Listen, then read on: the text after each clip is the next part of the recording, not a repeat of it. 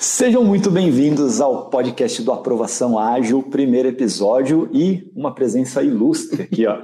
Chamei o meu parceiro Felipe Loureiro, que é, eu acho hoje, um dos maiores professores de concursos aqui, de exatas em geral, de raciocínio lógico, de matemática. Já ajudou milhares de pessoas. E aí, Felipão? Tudo bem, amigo? Boa, prazer ter você aqui. Se apresenta para a galera aí que não te conhece. Acho que a maioria conhece já. Mas não... Primeiro eu quero agradecer o convite, né? Espero que a experiência seja boa aí para as pessoas que estão assistindo com a gente.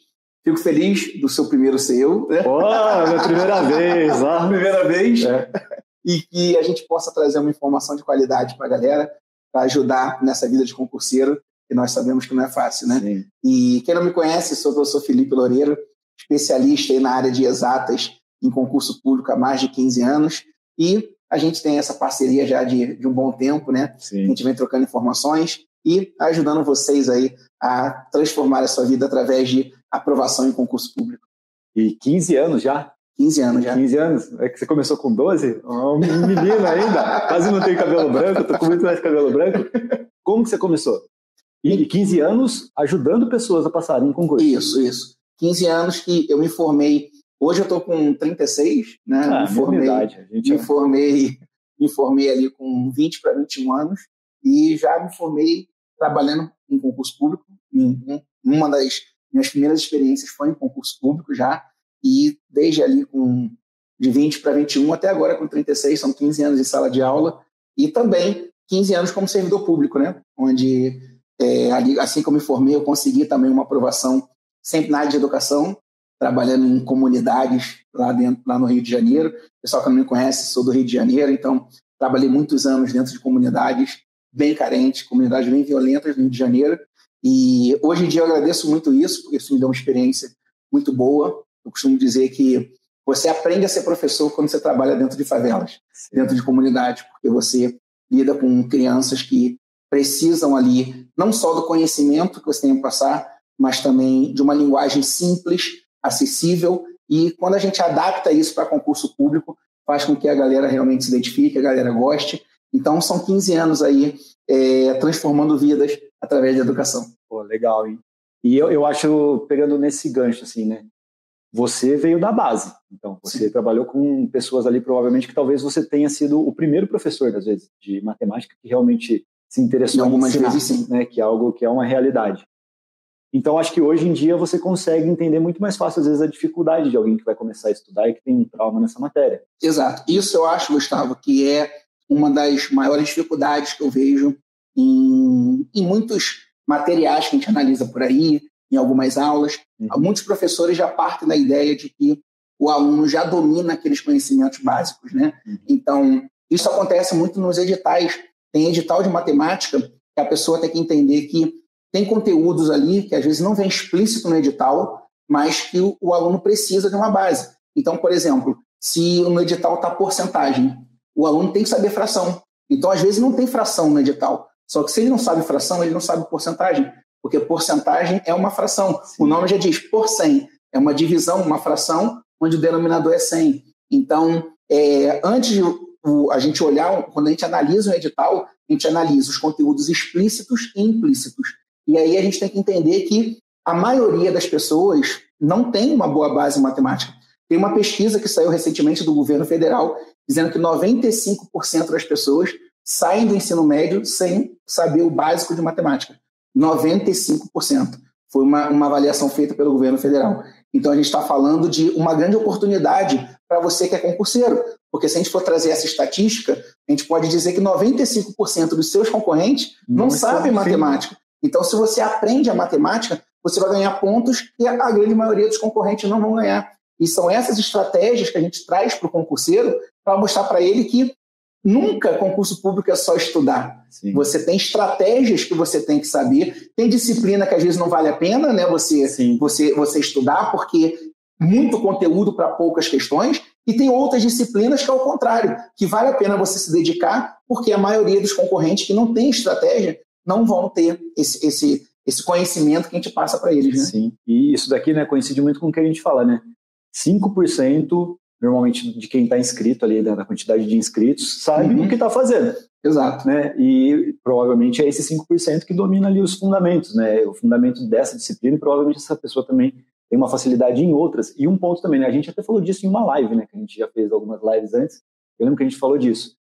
Muitas vezes a pessoa não consegue nem chegar na conta porque ela não entende o enunciado, né? Então, a gente percebe uma falha estrutural às vezes, né? A falha às vezes da pessoa está na interpretação de texto, né? Como que você consegue lidar nessa parte hoje? Quando você pega um aluno, por exemplo, que tem ali suas falhas no fundamento, mas consegue fazer as contas, mas não consegue chegar a extrair os dados ali da questão. Como que você lida com esse tipo de coisa para ajudar? É legal você ter falado dessa falha estrutural, porque é realmente da estrutura de um país que não investe em educação. Sim, então, eu sempre digo que quando você vai resolver uma questão de matemática, raciocínio lógico, enfim, exato para o curso público, você tem 3 passos a se seguir.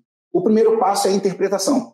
Tem muita gente que erra uma questão porque não sabe interpretar. Sim. Isso em matemática, em direito, em qualquer outra disciplina. Por isso que português é a única disciplina que cai em tudo que é concurso. Porque você precisa dela, não só na parte de português, mas também para você poder interpretar os outros conteúdos, as outras disciplinas. Depois você tem a modelagem, que para mim é o passo mais difícil, que é você olhar aquele texto. Muita gente entende o texto, mas não sabe nem por onde começar. Tá, eu entendi o que o enunciado está me dizendo, mas o que eu vou fazer agora? O que eu faço com essas informações? Então, essa modelagem é você pegar aquele texto que está na língua portuguesa e passar para o modelo matemático. Ou você passa para uma equação, ou você passa para... Às vezes tem muita gente que fala assim, eu sei resolver questão de matemática, mas não sei nem como é que eu consigo. Sim, eu sei que eu consigo. Eu fazia muito isso. Eu vou fazendo pela minha própria lógica ali, né? Pelas alternativas, eu vou criando... Você, de qualquer modo, você criou um modelo para resolver aquilo ali. Sim. E aí, esse modelo, muitas das vezes, ele pode ser padronizado. Você cria um padrão de resolução que facilita, você automatiza isso. Então, existem modelos. E o que eu faço para ajudar o meu aluno? Eu vou pegando no texto palavras que vão dar indício de o caminho que ele precisa percorrer. Então, sempre que o enunciado fala isso, você segue por esse caminho. Sim. Quando o enunciado falar aquilo outro, você segue por outro caminho. Então, tem como você padronizar algumas situações. Não tem como você padronizar todas, mas tem como você padronizar isso. Isso já ajuda muito. Faz com que o aluno ele perca menos tempo tendo que ficar pensando numa solução ou no modelo para se chegar à resposta. Esse é o segundo passo, você encontrar um modelo para resolver aquela questão. E o terceiro passo são as contas. Às vezes você encontrou um modelo, só que você precisa fazer as contas. E as escolas, infelizmente, acham que matemática é só fazer conta. Sim. Então, desses 3 passos, a escola só prepara a gente e quando prepara, para o terceiro passo, que é o último passo. Sim. Então, o aluno chega no concurso público, ele não consegue interpretar melhor, ele não sabe o modelo que vai usar. É muito comum em sala de aula, mas nas videoaulas, né? Na hora que você monta a questão, aí o aluno já fala, agora eu sei resolver. Porque o terceiro passo, que é fazer as contas, ele já sabe, ele já foi treinado. Sim. Agora, esses 2 primeiros passos aqui, que está a maior dificuldade. E aí, o que eu sempre falo para eles? Você precisa entender que não é que você não sabe a matemática, você não foi treinado do jeito certo. Você não foi treinado para seguir esses 3 passos. Então, você precisa ter clareza de que existem os 3 passos. E agora, ter paciência para que você possa ter um método para interpretar e depois que você interpretar, o seu cérebro vai ser natural ele associar qual modelo ele vai buscar de acordo com aquela interpretação. E uma das maneiras que eu oriento a galera para interpretar melhor além de destacar no texto as informações, é você conversar com a questão o tempo todo. Então tem gente que lê o texto de uma forma muito passiva. Sim. Por isso que tem vários artigos que falam que estudar e ver videoaula, ler e ver videoaula não é estudar. Sim. Porque você lendo ou vendo uma videoaula, você é muito passivo. O estudo mais eficiente é o estudo ativo. Total. E como é que você transforma isso em ativo? Você vai pegar o texto, você vai fazer esquemas, você vai anotar as principais informações, você vai filtrar naquele texto o que realmente te interessa. Porque naquele texto lá de 10 linhas, por exemplo, Sim. não são todas as informações que te interessam. Cada vez tem enunciados maiores, Exatamente. Com informações que são irrelevantes só para te atrapalhar nesse processo. Exatamente. E aí o nosso papel aqui, enquanto professor, é justamente mostrar para o aluno como ele faz esse filtro para ele poder ver quais são as informações importantes que vai fazer ele chegar na resolução da questão. Eu costumo dizer que é marcar o X no lugar certo, né? Porque você não quer aprender matemática, você não quer aprender raciocínio lógico. Você quer ser aprovado em concurso público. Então, o nosso papel aqui é fazer você marcar o X no lugar certo. E, na prática, esse processo de modelagem que você falou é aquele rascunho, aquela estrutura que você cria lá, puxando as informações que importam e fazer, às vezes, uma tabelinha na questão. É esse o processo, né? Isso que é o estudo ativo mesmo, né? Você tirar a informação, a partir dali é só executar contínuo. E às vezes, quer ver, por exemplo, vamos supor que, vou dar um exemplo aqui para ilustrar. Vamos supor que eu pego o bitolei, né? Escrevo bitolei, bitolei, bitolei, bitolei, bitolei, aí eu pergunto para a pessoa, qual é a letra que vai estar na posição 3.500? Então, o B é a primeira letra, o I é a segunda, o T é a terceira, e assim vai, sucessivamente. Qual é a letra que vai estar na posição 3.500? Isso é muito comum, a gente chama de sequência lógica, né? Ele dá uma sequência de letras e ele pede uma determinada posição. Normalmente a posição que ele pede é o ano do concurso. Então, por exemplo, está fazendo um concurso em 2022. Qual é a questão 2022? A letra, a posição 2022. Eu falo, sempre que tem uma questão dessa, questão cíclica, qual é o modelo de resolução? Você vai pegar a posição que ele quer e você vai dividir pela quantidade de letras que tem em cada ciclo. Então, tem o bitolei, né? São 7, né? 7 letras. Então, eu vou pegar o 3.500, por exemplo, e vou dividir por 7. Vou pegar o 2022 e vou dividir por 7, né? E aí, o resto que você vai descobrir, não o quociente, não a resposta, o resto. O resto vai indicar a posição da letra que é a resposta. Então, se o resto for 1, vai ser o B. Se o resto for 2, vai ser o I. Então, sempre que tiver questão cíclica, o modelo de resolução é uma divisão. E isso te dá uma segurança, né, cara? Isso dá uma segurança. Porque eu vou falar o que eu fazia. Eu não tinha esse daqui estruturado. O que você fazia? Fazia essa lógica, eu pensava, 7 letras, eu dividia tal, eu ia fazer mais ou menos isso daqui sem uma estrutura, provavelmente eu ia perder velocidade, né? Ia me ferrar em outras questões, só que eu ia ficar, sei lá, tentando fazer, tipo, sabe, fazer uma simulação para ver se encontrar. E isso atrapalha muito, né? Porque... Atrapalha. Isso quando tem gente que quer fazer na marra, né? Vai fazendo até chegar na posição, o método desesperador. Essa era o tipo de questão que eu ia fazer, ia marcar, falar, eu acho que é essa, mas eu ia voltar para tentar ver de novo. E, pô, isso atrapalha, né, na prática, porque o concurso nunca é só uma matéria, né, cara? Como você lida com isso, falando isso? Porque, normalmente, né, quem dá aula de uma matéria específica, essa é a matéria mais importante da galáxia para essa pessoa. Ela sempre tem essa visão. Só que você já foi concurseiro. Então você tinha que estudar outras matérias também. Às vezes matérias mais relevantes que essa. Como que você lida na sala de aula, assim, sabe? Dependendo do concurso, você fala, ó, na minha matéria, dá uma tirada no pé. É difícil o professor falar isso, não é? Então, eu sou daquele. O meu compromisso, e o nosso compromisso, vou falar porque eu te conheço, é com a sua aprovação. Então, eu não tenho esse negócio de... Se eu chego para o aluno, várias questões eu falo para ele, essa não era para você ter feito. Por quê? Porque eu já me prejudiquei com isso. Eu deixei o meu ego falar mais alto, como eu sou da área de exatas, então eu queria resolver tudo. É o seu ego. Não, eu tenho que gabaritar matemática, raciocínio lógico. Só que tinha questão de matemática financeira, eu fiz uma prova uma vez para auditor fiscal, e aí matemática financeira veio extremamente pesada. Todos os números que eram dados nas questões eram um número com 4 casas decimais. Então, era muita conta para fazer. Só que o meu ego dizia assim, não, eu tenho que acertar a questão, porque eu sou de matemática financeira. Fez com que eu tomasse pau no concurso, fosse reprovado. Porque eu não tive tempo para fazer as outras disciplinas. Faltou estratégia geral. Faltou estratégia geral, exatamente. E aí, eu trago essa informação para o meu concurseiro, para o meu aluno, para o nosso aluno, é chegar para ele e falar assim, olha só, tem questão que ela foi feita para não ser feita. Sim. Tem questão que você pode errar. Exatamente. Isso em todas as matérias, na verdade. Exatamente. Né, na minha análise mais do raciocínio lógico, mas já vi professores falando que isso tem em todas as matérias. Então, o concurseiro não pode ter esse ego, sabe? Então, tem concurso que você tem que analisar. Tem concurso não, todos os concursos. O seu papel é analisar qual é a linha de corte para aquele concurso.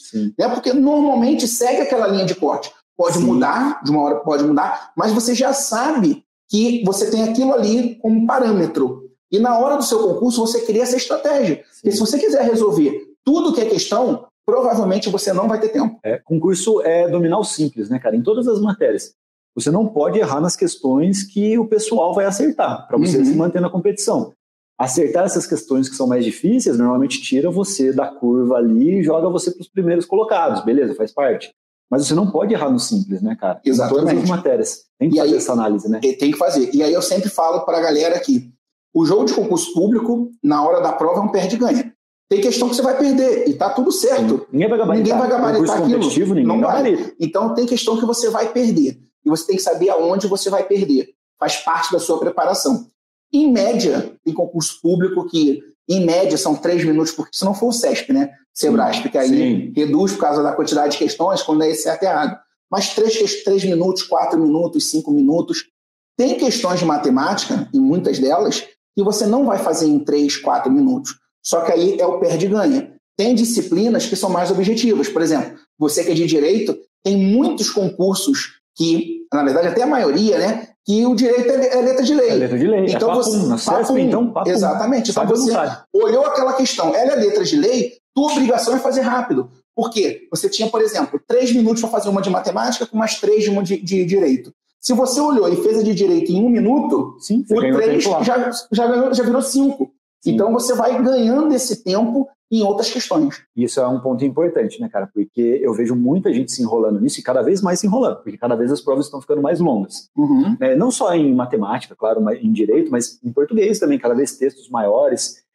E a pessoa, sinceramente, ela só aprende isso quando ela erra. Uhum. É quando ela vai e faz uma prova e se atrapalha no tempo. Isso aconteceu muito no TJ de São Paulo, né, que veio uma prova mais complexa. Por isso que as pessoas têm que fazer prova, né? É uma etapa muito importante. Errar, às vezes falhar na prova, sabe? E pensando aqui em uma coisa também, né? Que eu lembro que a gente falou sobre isso no TJ de São Paulo. Você fez uma live comigo de reta final e em raciocínio lógico matemático, que eu acho que é a matéria que a galera mais... Raciocínio lógico puro, na verdade, né? Uhum. Que é a matéria que a galera mais tem medo. Você falou assim que tinha um tópico só que era mais complicado. O resto dava para a pessoa aprender tudo numa reta final. Exato. Como que você faz essa análise assim, para descobrir o que é realmente relevante? Como que você passa isso para os alunos e faz essa escala de dificuldade? Isso você não pode errar, isso você pode errar.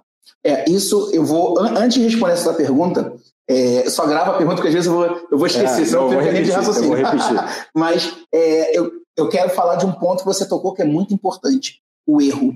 Eu vejo que muita gente tem medo de errar, sabe? E eu acho que na nossa vida, de um modo geral, as pessoas, elas têm medo de errar, elas são muito bombardeadas o tempo todo porque erram. Na rede social, por exemplo, às vezes a gente faz um comentário e depois a gente analisa e fala, não deveria ter feito, eu errei. E a gente é bombardeado, é hater, uma série de coisas.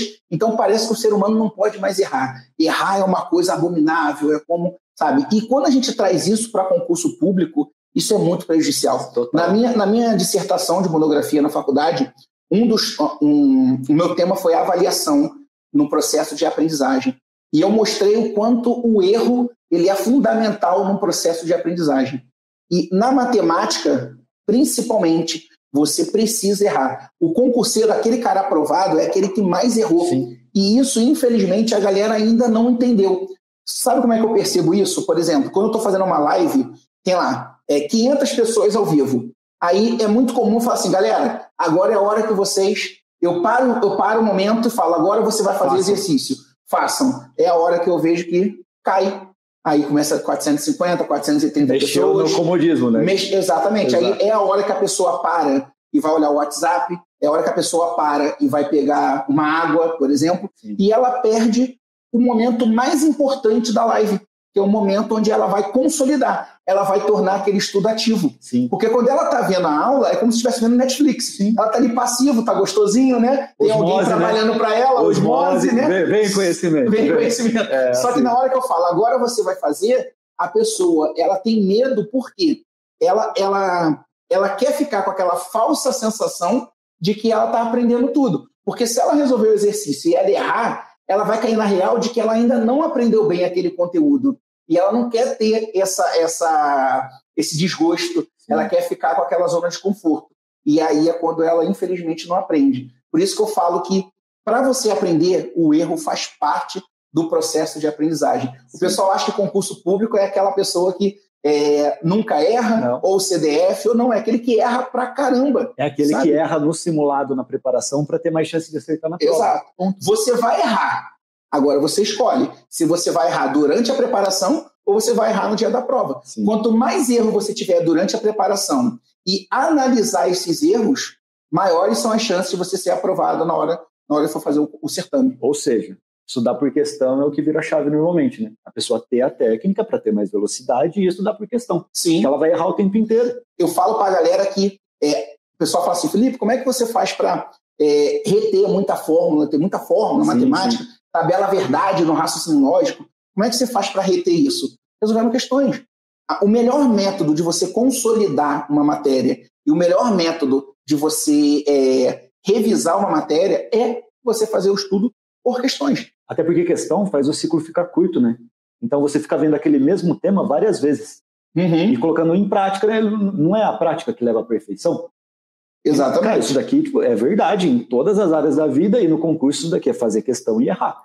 Fazer prova e errar também, né? Às vezes prova mesmo, né? De sentar ali na pressão e aprender a lidar com isso, né, cara? Sim, concurseiro faz concurso, né? Então você pode fazer 1000 simulados, mas você tem que fazer concurso também, tá? E entender que reprovações vão vir, erros vão vir. E são esses erros que fazem com que você cresça durante a sua preparação. Sim, e pô, eu vejo assim, muito em reta final, né, desse concurseiro que está iniciando, que, cara, eu entendo, né, a pressão, às vezes a pessoa não quer se medir, né, não quer saber qual que é o resultado dela ali, e faz essa pessoa, por exemplo, desistir de um concurso que está aberto agora, que ela está se preparando, porque ela acha que não vai dar, ela não quer saber a nota dela na prova, aí aparece um outro concurso, que ela acha que talvez seja mais fácil, e ela quer mudar de objetivo totalmente.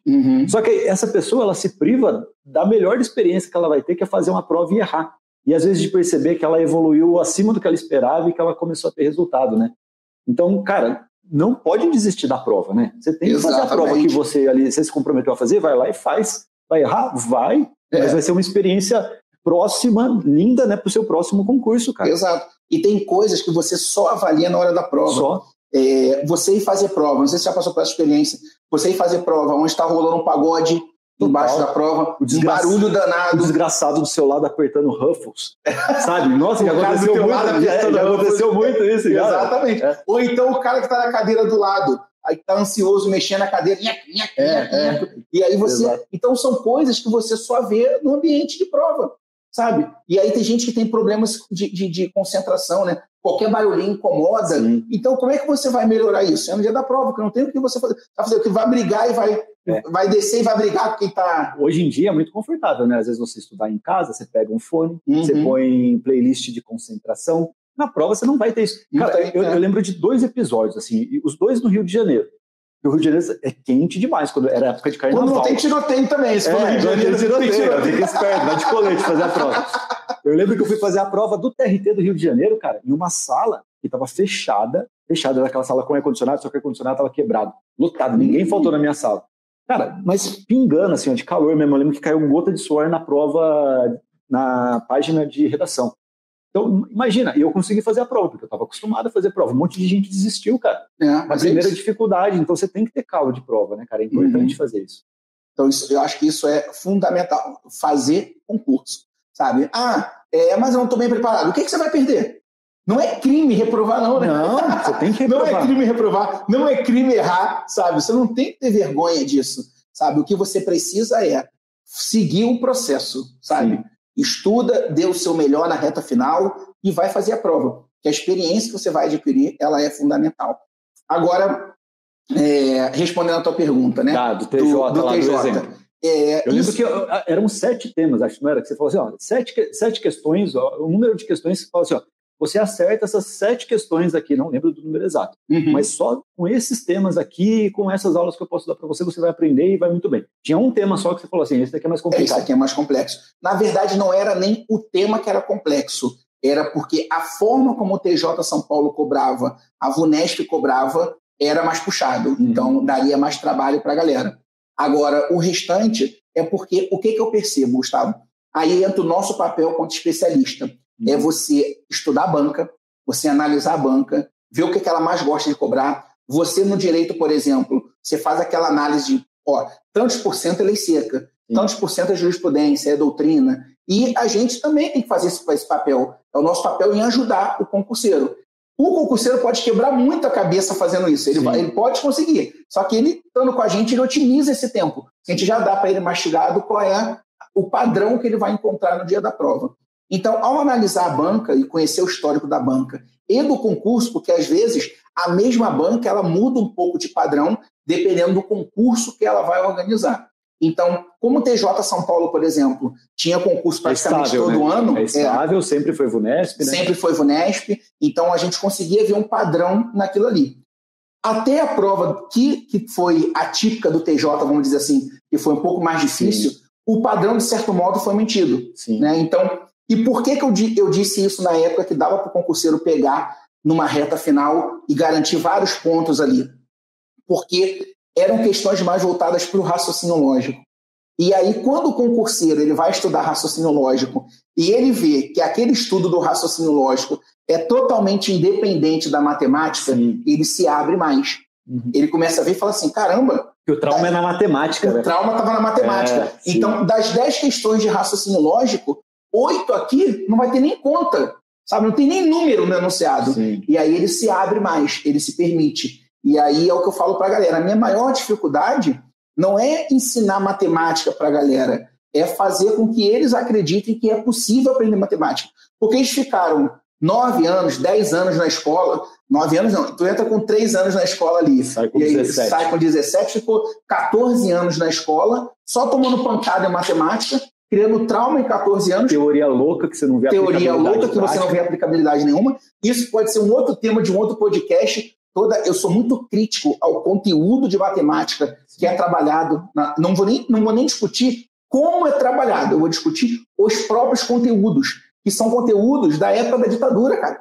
Entendeu? Lá da década de 60. Então, assim, será que da década de 60 até hoje, mais de 60 anos aí se passaram, porra, a sociedade evoluiu muito. Tudo, né? E o conteúdo vai continuar o mesmo? Não tem mais lógica, sabe? Então, tem que ter um debate a respeito disso. Só que, para a gente, concurso público, a lei é o que está no edital. Então, se o que está no edital, né, é aquilo que tem que ser cobrado. Não adianta a gente, mais um dia se passou e eu não usei a fórmula de Bhaskara. Mas se tem a fórmula de Bhaskara no edital, a gente tem que estudar. Sim, não tem jeito. Então, eu acho que é esse estudo de banca que a gente traz para o concurseiro e mostra para ele que é possível ele pegar, desde que ele também se permita conhecer algo novo. Eu falo, o que é novo não necessariamente é difícil. Então, você precisa se abrir para algo novo. Então, quando eu vou ensinar a tabela verdade, aquele bando de V e F, fala coisa de louco. Eu falo, estudar o concurso público, tu acha que é coisa para gente normal? Sim, não é. Mas tem uma recompensa. Mas tem a recompensa, né? Exatamente. Né? E existe um método para isso, né? Sim, facilita muito o processo, né, cara? E quando você pega a pessoa que tem trauma em matemática, esse trauma forte, eu me vejo, né, que eu sempre estudei escola pública, eu tinha um trauma não em matemática, em língua portuguesa. Isso me travou demais, cara. O que me libertou foi estudar por questões mesmo e entender que eu podia evoluir, sabe? Independentemente dos traumas. Quando você percebe, assim, que a pessoa tem trauma mesmo daquela... A pessoa não consegue começar a estudar. O que você fala, assim, para acalmar o coraçãozinho da pessoa e falar, vem na minha que você passa? Vem na minha. Vem na minha que você passa. Primeira coisa que eu mostro para eles é assim, que tudo na vida exige esforço e dedicação. Também não chego bem e falo, você aprender matemática da noite pro dia. Não vai. Primeira coisa, não é da noite pro dia. Segundo, eu mostro para eles que existe um processo para isso. Existe um passo a passo para isso. E como é que é esse passo a passo? Primeiro, eu sempre falo para eles que ele tem que ter uma base teórica. Porque quando ele chega e estuda a teoria ali, sem ter nenhuma base teórica, é muito difícil ele conseguir conectar as informações. Fica muito perdido, fica com lacunas. Né? Então, ele precisa de uma base teórica. Então, eu dou um reset, eu falo assim, vamos resetar. Eu vou partir do pressuposto que você não sabe nada. Eu costumo dizer que é uma alfabetização matemática. Então, por exemplo, lá no meu treinamento de matemática, por exemplo, eu mostro para o cara o que é número, como faz MMC, como é que faz continha com vírgula, como é que faz continha com fração, como é que faz MDC, sabe? Então, uma criança vai poder acompanhar. Sim. Eu parto do absoluto zero. Eu falo que é uma alfabetização. E depois que eu dou toda a base necessária para ele, depois não, concomitante com toda a base, porque não importa eu dar a base para ele se aquilo não cai em concurso. Sim. Então, por exemplo, eu vou ensinar para ele números naturais. Não precisa saber o que é número natural, mas dentro de número natural, a gente estuda MMC, MDC, múltiplo divisor, um exemplo. Então, na hora que eu falo de múltiplo, eu já mostro as questões que caem de múltiplo. Exatamente. Mostrando que não vai ser perdido, né? Que não vai ser perdido. Assusta, né? Exatamente. Então, eu não estou te ensinando múltiplo porque eu quero que você aprenda múltiplo. Eu estou te ensinando múltiplo porque ele cai em prova. Então, eu ensino múltiplo e já faço uma bateria de questões a respeito de múltiplo. Eu ensino divisor, já faço uma bateria de questões com divisor. Porque eu estou fazendo questões concomitantes com o conteúdo, para ele ver como é que aquilo cai em prática. E por isso ajuda a interpretar. Sim. E aí muitos alunos falam assim, agora eu estou conseguindo interpretar. Mas por quê? Eu não dou todo o conteúdo de números naturais e vou fazer questões só no final. Porque o exercício, ele não pode ser o fim do processo de aprendizagem. Exato. Ele tem que ser o meio também, porque tem coisas que você só aprende com o exercício. Você só vai saber interpretar fazendo questões. Então, eu dou um pouquinho de teoria, exercício. Teoria, exercício. Aí, depois que eu fecho o módulo, ele já viu teoria e ele já fez exercício. E ele, se ele quiser, ele não precisa nunca mais pegar a teoria. Agora é só fazer exercício. Prática, né? Só prática. E reforço, né, da base também, que você pega a E reforço, prática. Exato. Então, eu faço isso em cada módulo do treinamento. Agora, mesmo assim, o que eu percebi, Gustavo? Eu percebi que ainda tinham pessoas que, mesmo com esse processo, a pessoa está bloqueada. Imagina, acontece com pessoas que têm bloqueio de dirigir, né? A pessoa chega na autoescola, o instrutor vai lá, ensina passo a passo. Tem o próprio, tem o pedal, freio tem o pedal, lá no instrutor. O instrutor está com freio ali no pé dele, então totalmente seguro. A pessoa entra em pânico. Por causa disso, eu criei um outro produto nosso que é chamado de Matemática Sub-Zero. Então, esse produto da Matemática Sub-Zero, ele é um produto aonde aí eu acabei usando muito, eu sou formado em Master Coach e tal, então eu trouxe ferramentas que a gente estuda para tentar quebrar um pouco esse bloqueio, o trauma. Então, dentro desse bloqueio, eu uso ferramentas já validadas na neurociência para tentar quebrar esse bloqueio da pessoa, ferramentas, técnicas que eu uso para tentar quebrar esse bloqueio e, concomitante a isso, eu trago para ele qual é a maneira mais eficiente de estudar matemática. Então, é como se fosse uma pré-matemática. É um treinamento que, para quem tem muito bloqueio, trauma, pavor, né, que são poucos os casos, porque a maioria, quando entra no treinamento e ela tem essa alfabetização matemática, ela já consegue acompanhar. Ela já fala assim, poxa, é possível para mim. E aí ela consegue caminhar. Agora, existem pessoas com uma situação ainda pior. E aí essas pessoas, a gente aconselha esse Matemática Sub-Zero, que é outro treinamento nosso, onde ali a gente usa ferramentas para ela primeiro quebrar esse pavor. Às vezes a pessoa olha número, ela não quer nem olhar a questão. Já muda. Né? Já muda completamente. Sério, né? A gente trabalha muito com concurso de tribunal, né? Então, em tribunais, matemática, raciocínio lógico matemático, em alguns concursos nem aparece, né? E eu percebo que muitos vêm para essa área porque se tiver escrito matemática, raciocínio lógico matemático, falou de número, foge.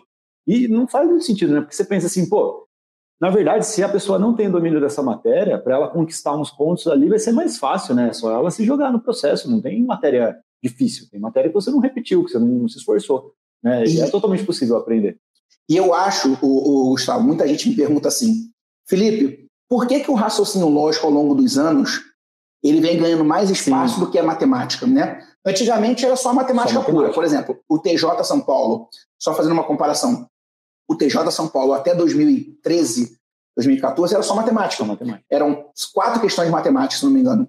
Depois, matemática de 4 passou para 6 e ainda acrescentou 10 de raciocínio lógico. Por que a matemática vem perdendo espaço para o raciocínio lógico? Porque o raciocínio lógico ele tem um objetivo, como o próprio nome diz, de fazer você raciocinar. E assim como, isso é o que eu acredito, tá? Que o português ele te ajuda a interpretar qualquer questão, o raciocínio lógico ele te faz você pensar e raciocinar. E isso desenvolve muito uma pessoa quando ela consegue ser crítica, ela consegue analisar, ela consegue fazer conexões. Então, quando você está estudando direito, por exemplo, que você está estudando uma lei e você fala assim, caramba, mas isso aqui nada mais é do que o que está na própria Constituição. Sim. Isso aqui, às vezes, é o mesmo que está na Constituição, ou isso aqui é apenas uma forma de regulamentar aquilo que está na Constituição.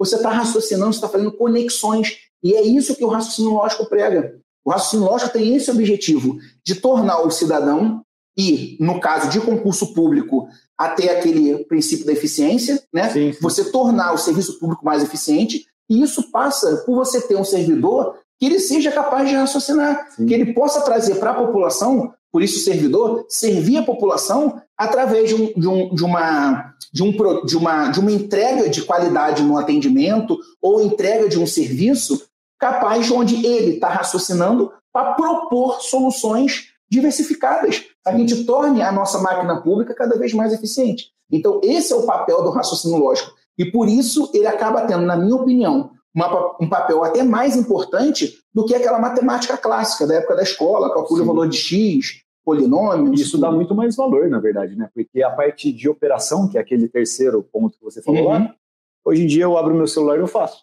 Exatamente. Né? Isso não mede mais a competência de uma pessoa. Agora, o raciocínio lógico e a interpretação de texto, sim. E eu acho que isso é a tendência, cara. É aumentar muito mais a interpretação de texto e o raciocínio lógico. Isso vai exigir mais qualidade e mais velocidade das pessoas, eu acho, nesses pontos.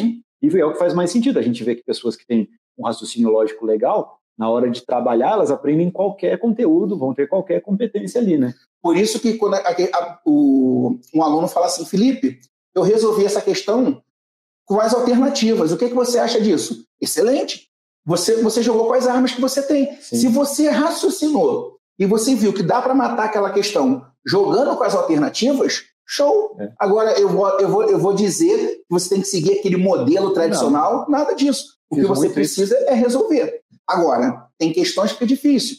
O Sebrasp, por exemplo, que é certo e errado, aí fica mais difícil você usar isso. Sim. Agora, quando dá para usar, você está raciocinando, você está buscando soluções diferentes. E eu valorizo muito isso. Qual que é a banca mais difícil?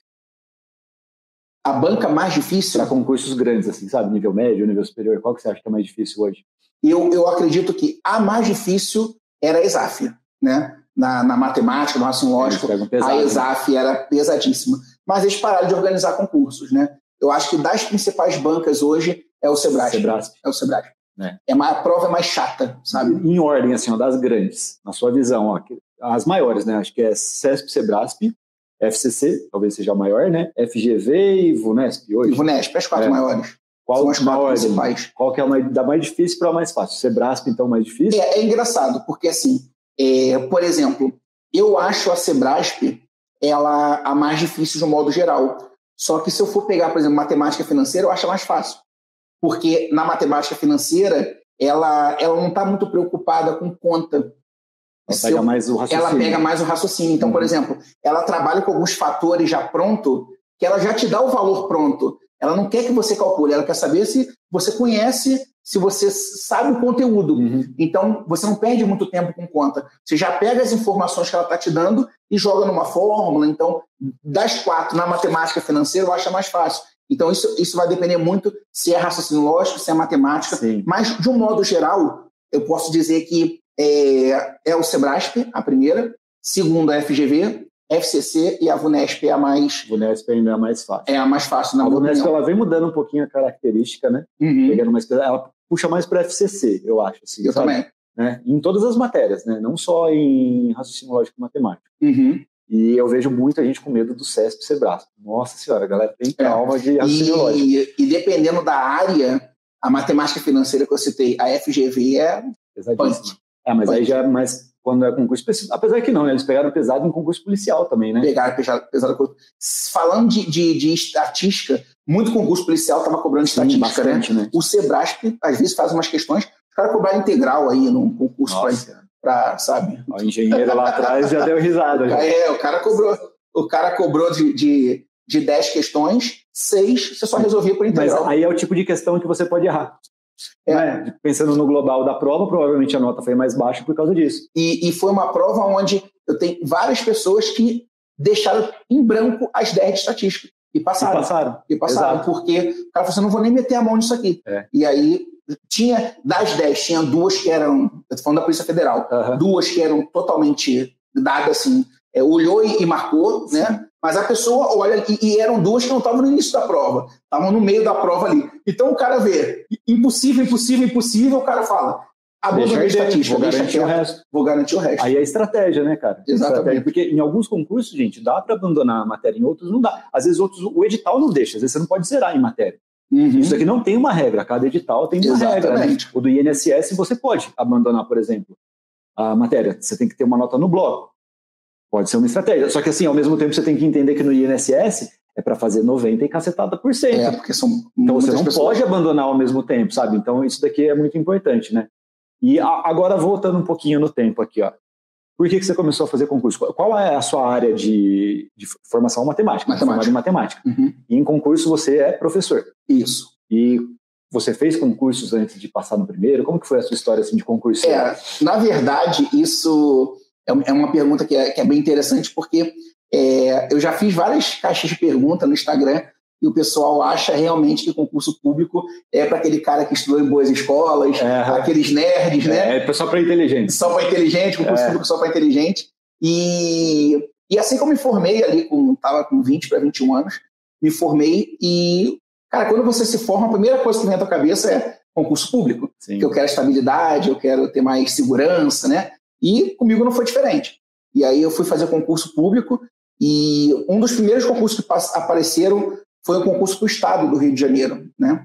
E aí, para professor, né? Uhum. Aí eu fiz o concurso para o Estado. Cara, eu fiquei lá, eu não lembro exatamente, mas 300 e pouco, minha posição, quase 400. E eram, se eu não me engano, eram 100 e poucas vagas, né? Uhum. Só que na época, eu não sei como é que está agora, mas na época, lá no Estado do Rio, nós tínhamos média de 15 exonerações por dia. Sim. Porque é um estado complicado, né? Porque você tem muitas comunidades, né? Dependendo da região, e aí muita gente entra e não aguenta e sai, e aí muitas pessoas pedindo exoneração, outras, muita gente de licença. Né? Deve vir muita gente de fora também, acho, provavelmente. Não vem? Então, para o estado não, porque eu lembro que quando eu fiz o concurso, isso foi 2007 para 2008, o salário era R$500, R$540, alguma coisa assim. Eu gastava mais porque não era perto da minha casa. Uhum. Eu gastava praticamente isso com deslocamento. E não tinha auxílio, transporte, não tinha nada disso. Depois acabou melhorando um pouquinho, mas até hoje o salário é bem defasado, assim, sabe? E o nível de existência é muito grande, muito grande. Então eles foram chamando todo mundo, foram chamando, e eu passei. Só que, cara, eu não estava feliz. Era dentro de comunidade bem violenta, assim, sabe? Uhum. E eu fiquei um tempinho ali, mas eu queria passar para outros concursos, né? Inclusive, eu queria passar para esse que eu estou hoje, que é a Prefeitura do Rio. E aí, quando foi, na verdade, naquele mesmo ano, só que meses antes, eu estava no último período da faculdade, eu tinha feito a prova e não passei. Né? Uhum. E aí, depois veio isso para o Estado, eu fiquei longe das vagas, mas eles foram chamando e me convocaram. Uhum. E aí, aí eu fiz outros concursos para a Prefeitura, mais uns 3 ou 4, só reprovação. E concurso constante, lá sempre tem concurso. Porque para a área de educação, como concurso para a área de educação é muita prefeitura, a gente tem muitas prefeituras. Né? Você fazia de várias prefeituras diferentes. Eu fazia de várias prefeituras diferentes. Da região, né? Da região. Então, eu fiz prefeitura de Saquarema, prefeitura de Petrópolis, municípios pequenos Sim. dentro do Rio de Janeiro, né? E aí eu fui fazendo e fui reprovando, até que veio o segundo concurso para o Estado, em 2011, isso mais ou menos. E aí eu peguei a segunda matrícula, o professor pode ter 2 matrículas. Uhum. Aí eu peguei a segunda matrícula e aí fiquei com 2 matrículas no Estado. Também trabalhando em outra comunidade, para quem conhece o Rio de Janeiro, na Baixada Fluminense, lá no Rio de Janeiro, uhum. que é uma região bem carente lá do Rio de Janeiro. E trabalhava em São João, quem conhece o Rio de Janeiro, trabalhava em Milópolis, em comunidades bem violentas lá. E aí, quando foi 2011... veio o concurso de novo da Prefeitura do Rio, que é o que eu queria, porque eu queria vir para trabalhar para perto de casa, né? E aí eu fiz, e era um concurso, Gustavo, que eu senti que eu estava bem preparado, porque eu vinha estudando já para concurso público uhum. e vinha também em sala de aula, dando aula, então bem ou mal, quando você vai ensinando, Sim. inclusive é o método mais eficiente que falam de você estudar e você ensinar, e aí eu já tinha mais maturidade na matemática, já dava aula em concurso público há bastante tempo. Eu comecei a dar aula em concurso público em 2007 para 2008, então eu estou falando de 2011, já dava aula 3, 4 anos. Já dava 4 anos na prática. 4 anos na prática, isso. E aí veio o concurso, era um concurso que eu sentia que estava bem preparado, e aí eu fui fazer a prova e tomei pau de novo, sabe?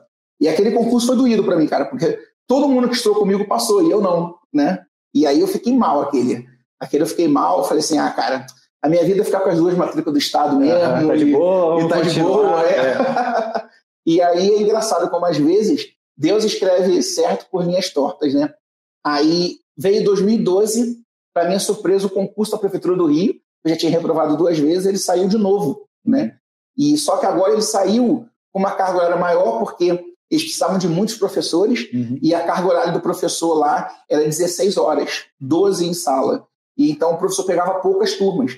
Então eles criaram um concurso para 40 horas. Então o salário era 3 vezes mais do que o concurso de 2011. Então quando eu olhei o edital, eu não acreditei, porque eu falei assim, cara, concurso ano passado teve, e sabe, agora já está tendo um. Então assim, um concurso vir um ano depois era bem atípico lá para a Prefeitura do Rio. O anterior tinha sido 2007, depois veio um em 2011, então depois veio logo o outro 2012, né?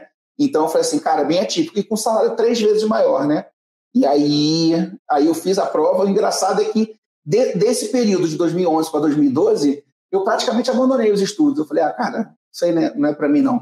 Né? Mas você foi sem pressão, então, na prova? Eu fui sem pressão nenhuma. Isso faz diferença, né? Eu fui sem pressão nenhuma. Eu fui com basicamente o que eu sabia naquele concurso de 2011. Né? E aí eu passei em primeiro lugar. E aí, em primeiro lugar? Esse e aí tu entende que existem situações na vida que não tem muita explicação, sabe? Tem horas que tu fala assim, porque era para ser, né? Sim. E aí, hoje eu entendo o concurseiro quando ele fala que ele está angustiado, precisa passar, e chega lá na prova, ele não consegue, e a gente passa para ele. Às vezes parece que a gente está falando aquelas frases já prontas, né? É só desistir que sua hora chega também. Mas é porque o óbvio precisa ser dito, né? Eu tinha praticamente desistido, mas não desisti do concurso, que foi o que a gente estava falando. Eu já tinha reprovado ele 2 vezes, eu falei, cara, vou fazer a terceira. Aí eu fui lá, fiz, e era a minha hora, né? Sim. E aí, graças a Deus, hoje eu pude sair das 2 matrículas da prefeitura, né?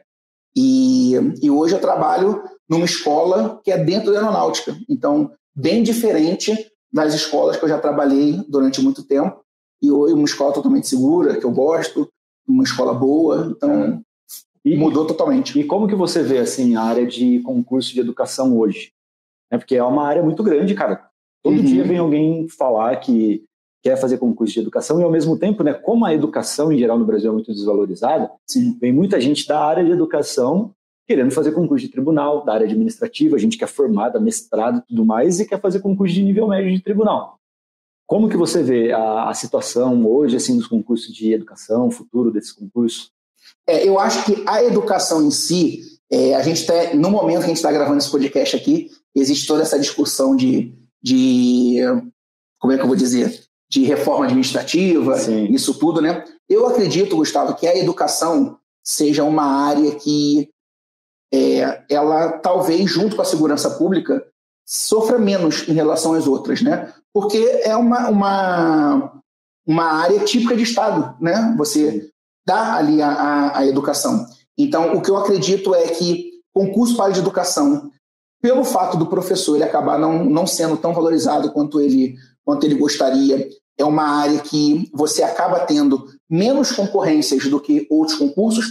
INSS, por exemplo, 1.600.000. Você não vai ter um concurso para professor com isso, você não vai ter. Então, você vai ter sempre uma área que, dependendo do professor, se for um professor, por exemplo, é mais concorrido, professor de História de Educação Física, por exemplo, aí é mais concorrido. Mas nem se compara a esses concursos para tribunal, para nada disso. E tem concurso da Prefeitura do Rio, o inicial da Prefeitura do Rio é quase 7 mil bruto. Eu lembro que Paulínia, cara, é uma prefeitura que paga muito também. Uma amiga nossa, a gente morava em Campinas, ela foi fazer, era R$ 7.500, eu acho que era 20 horas. 20 horas? Então, muito alto o salário. Tem grandes oportunidades, só que, em geral, eles pagam muito pouco, né? Isso que é Exato. Então, exatamente, tem grandes oportunidades. Tem a vantagem de você ter 2 matrículas, né? Então, assim, às vezes você consegue pegar 2 matrículas e conciliar ali um horário em 2 escolas, tal, às vezes 3 escolas. Trabalhar no privado, né? Eu conheço pessoas que são professoras do Estado e dão aula no privado. E dão aula no privado, exato. E o que eu vejo muito, Gustavo, é assim, o professor, ele muitas das vezes, a desvalorização, ela vem do professor, sabe? Não estou dizendo que a gente está num país que não valoriza a educação, mas muitas das vezes a maior desvalorização ele vem do próprio professor. Então, o professor que eu sinto que, às vezes, isso é uma crítica que eu faço à minha classe, tá? E quando eu faço essa crítica, é uma crítica construtiva. E quem está ouvindo a gente, que for professor, que leve isso para seja construtivo. Eu acho que, como todo profissional, nós professores A gente precisa estar sempre evoluindo. Então, eu vejo que muitos professores reclamam que não são valorizados, mas também não buscam evoluir. Ficam com aquela mesma aula a vida toda, sim, sabe? Não buscam conhecimento. É cômodo. Isso para o serviço público em geral, eu acho também, sabe? Eu vejo que isso daí é algo meio do ser humano, às vezes. Do ser humano. Porque você entra numa sensação de comodismo e isso atrapalha o bloco de pessoas ali. Exatamente. Né? E aí eu falo que você, quanto professor, você tem outras oportunidades. Então, por exemplo, o serviço público, ele me deu a oportunidade de trazer minha mensagem hoje para online, né? Eu já estou aí, vai fazer 5 anos que eu estou no online. Então, você tem essa flexibilidade de você levar o seu conhecimento de um modo que você acha melhor, sabe? Então, você pode pegar esse seu conhecimento, que é uma sala de aula, e trazer ele para online. Com certeza, sabe? Te ajudou para muito, né? Me ajudou muito. Então, assim, eu entendi, muitas das vezes eu tentei sair do magistério, sabe? Eu tentei sair, concurso professor não é para mim, estou de saco cheio, trabalhar amanhã, mas tarde, você chegou a fazer concurso de outras áreas? Fiz, né? Fiz o para auditor, que eu te contei, sim, que eu reprovei. Fiz concurso, na verdade eu fiz 3 concursos para auditor, fiz concurso, foram 3 para auditor, e teve um concurso que eu fiz para Petrobras, que era para engenheiro, porque eu comecei a fazer faculdade de engenharia, aí depois eu larguei também. Então eu cheguei a fazer concurso para outra área. Quando eu me formei em coaching, comecei a trabalhar com coach também, e pensei em sair também de professor, porque cansa, sabe? Você trabalhar manhã, tarde, noite, sábado, domingo, feriado. Quem trabalha em concurso público, nos cursos presenciais que eu trabalhei, eu não tinha vida, era sábado, domingo, feriado e tal. E aí eu pensei em sair várias vezes. Só que hoje eu agradeço muito o fato de não ter saído, sabe? Porque hoje eu sou extremamente feliz no que eu faço e eu percebi que eu não estava cansado do magistério. Eu amo ensinar. Eu estava cansado e eu não estava feliz da forma como eu estava executando aquele trabalho, entende? Então, às vezes, o concurso público, ele é muito importante, ele te dá estabilidade, mas ele também não significa que aquilo ali é um ponto final na sua vida. A gente fala muito disso, cara. Então, aquilo ali pode ser um trampolim para você, né? Então, aquilo ali pode ser um start. Então, eu sempre digo para a galera que concurso público é uma boa primeira opção, sabe? Faz aquela primeira opção. Se você se enquadrar, se você passar para um concurso de professor ou para tribunal, qualquer outra área, e se você se identificar e quer ficar a vida toda ali, beleza. Lindo, vai ser lindo. Se não, aquilo vai te dar a estabilidade que você quer para que você possa buscar uma outra alternativa, para que você possa buscar algo que te faça mais feliz, né? Então, eu acho que não só pessoas da área de tribunal, policial, mas professor teria que pensar assim também. Então, às vezes, o professor ele não fica feliz porque ele está numa escola, ou às vezes passou por uma prefeitura, ou está no estado que ele não está realizado, mas não significa que ele tem que aturar aquilo ali a vida toda, sabe? E algo que me incomodava muito, né, na educação, assim, eu preferi pessoal, você quanto professor, é engraçado que às vezes você pega um aluno ali no 6º ano, 7º ano, daqui a pouco você vê aquele aluno médico, advogado, o aluno vai passando e você vai ficando, né? O aluno vai passando e você vai ficando. E aí você fica com aquela sensação de você fica feliz de ter ajudado a pessoa, mas fala assim, mas pô, se eu tivesse feito... Eu tô feliz porque as pessoas estão passando, eu estou impactando vidas, elas estão crescendo, mas eu não estou evoluindo, sabe? E aí acho que isso é uma forma que o professor pode estar sempre pensando, e concurso na área de educação sempre vai ter. Sempre vai ter muitos concursos na área de educação, e por mais que você faça concurso numa prefeitura que você acredite que não tem um bom salário, que não te valorize, que acaba sendo, infelizmente, a maioria, aquilo ali pode ser apenas um trampolim para que você possa depois aproveitar outras oportunidades. Com certeza, essa experiência vai permitir que você faça outros concursos de esferas diferentes, às vezes, né, sei lá, um concurso de universidade federal. Às vezes exato, isso é uma outra possibilidade, né? E a base é a mesma, né? Os fundamentos são os mesmos, provavelmente, de concurso. Para concurso de educação, assim, a pessoa quer se posicionar. Quais são, assim, as matérias que normalmente, sabe, aquele núcleo duro de matérias ali para concurso de educação? Então, aí, se você é professor do primeiro segmento, aquele professor até 5º ano ali, né? Aí, normalmente, você vai ter português e matemática, tá? E conhecimentos pedagógicos, tá? Dependendo da prefeitura, como o professor ali acaba dando aula de tudo, aí se for prefeitura maior, por exemplo, São Paulo, Rio de Janeiro, aí você tem ali também ciências e estudos sociais. Então, essa constitui o núcleo. A maioria é português, matemática e conhecimentos pedagógicos. E aí, quando a gente fala conhecimentos pedagógicos, é toda a legislação de educação. Então, você tem a LDB, você tem o ECA, você tem toda a parte de BNCC, enfim, os psicólogos não, os teóricos da educação, sim. Vygotsky, Piaget, tem uma coisa diferente, né? Normalmente em concurso da área de educação, no edital, eles põem uma bibliografia indicada, não põe? Tem, bibliografia. E também toda a legislação específica. Sim. Se você vai fazer uma prova para uma determinada prefeitura, é normal que você tenha algumas leis específicas sim. daquela prefeitura. Municipais, municipais e tal. Sim. E aí você estuda aquelas leis ali. Agora, quando você pega para professor que já é especialista, professor que é formado em matemática, ou história, geografia, aí você tem ali, normalmente, português, conhecimentos pedagógicos e aquela parte específica dele. E a parte específica da sua área, né? Isso, da minha área. Então, no meu caso, por exemplo, esse concurso da prefeitura, eu fiz português, fiz conhecimentos pedagógicos e matemática. Né? Então, basicamente, essas três disciplinas. E você tem também, por exemplo, a Prefeitura do Rio tem muito isso. Você tem também questões discursivas da sua disciplina. Então, assim, como é que você ensinaria o tema tal? Você tem que discorrer qual é a didática que você usaria para você ensinar aquele conteúdo. E você tem uma prova de aula também, né? Legal. Que aí vão avaliar a tua aula ali, como é que é. Então, a Prefeitura do Rio é assim. Outras prefeituras não fazem prova de aula. É difícil, né? Por isso que ela paga bem, né? Também, ela paga mais. Uma seleção mais rigorosa. É mais rigorosa, exato. Isso é legal, né, cara? Eu vejo assim, até eu fiz uma live com o Thales Aguinilhão, ele foi servidor do INSS e por muitos anos, e hoje ele é juiz federal. E ele teve uma visão diferente do curso de formação do INSS, que é algo que eu não tinha pensado, ele com a cabeça de juiz. Ele falou, quando eu vi isso daqui, eu percebi que isso daqui é para barrar fraude. Essa foi a visão dele, sabe? O curso de formação, você vai colocar a pessoa... Eu não tinha pensado nisso. E eu falei, verdade, né? Porque um concurso grande assim pode ter uma fraude. Quando você põe uma etapa como essa, não tem como a pessoa fugir. Exatamente, não tem como fugir. Você vai, então eu acho que isso daqui é uma coisa legal que muitos reclamam, né? Quando tem esse tipo de etapa. Só que olha a segurança que dá para o concurso, sabe? Tipo, eu acho que isso é legal, né? Para uma carreira que você quer que a pessoa fique, que ela ganhe bem, faz sentido, né? Esse tipo de etapa. Exatamente. Faz muito sentido. E eu sou super favorável, sabe? Eu acho que o processo de concurso público, ele é o maior exemplo que a gente tem de democracia. Sim. Então, quanto mais fases você tiver, quanto mais transparente e íntegro for o concurso, melhor. É claro que quando tem uma prova de aula, acaba você abrindo margem para subjetividade, sim, né? Então, infelizmente, você está ali, você não sabe o que está passando na cabeça. No meu caso, foram dois examinadores. E depois eu fiquei sabendo porque eles não falam nada. Sim. Você está interagindo, você está dando aula ali, e eu sempre tento buscar a interação do meu público. Aí eu fazia 2 perguntas, eles só ali me olhando, só né? Olhando feio, só baixava o óculos assim, imagina aquela vez. Não vai ter interação nenhuma, vamos embora.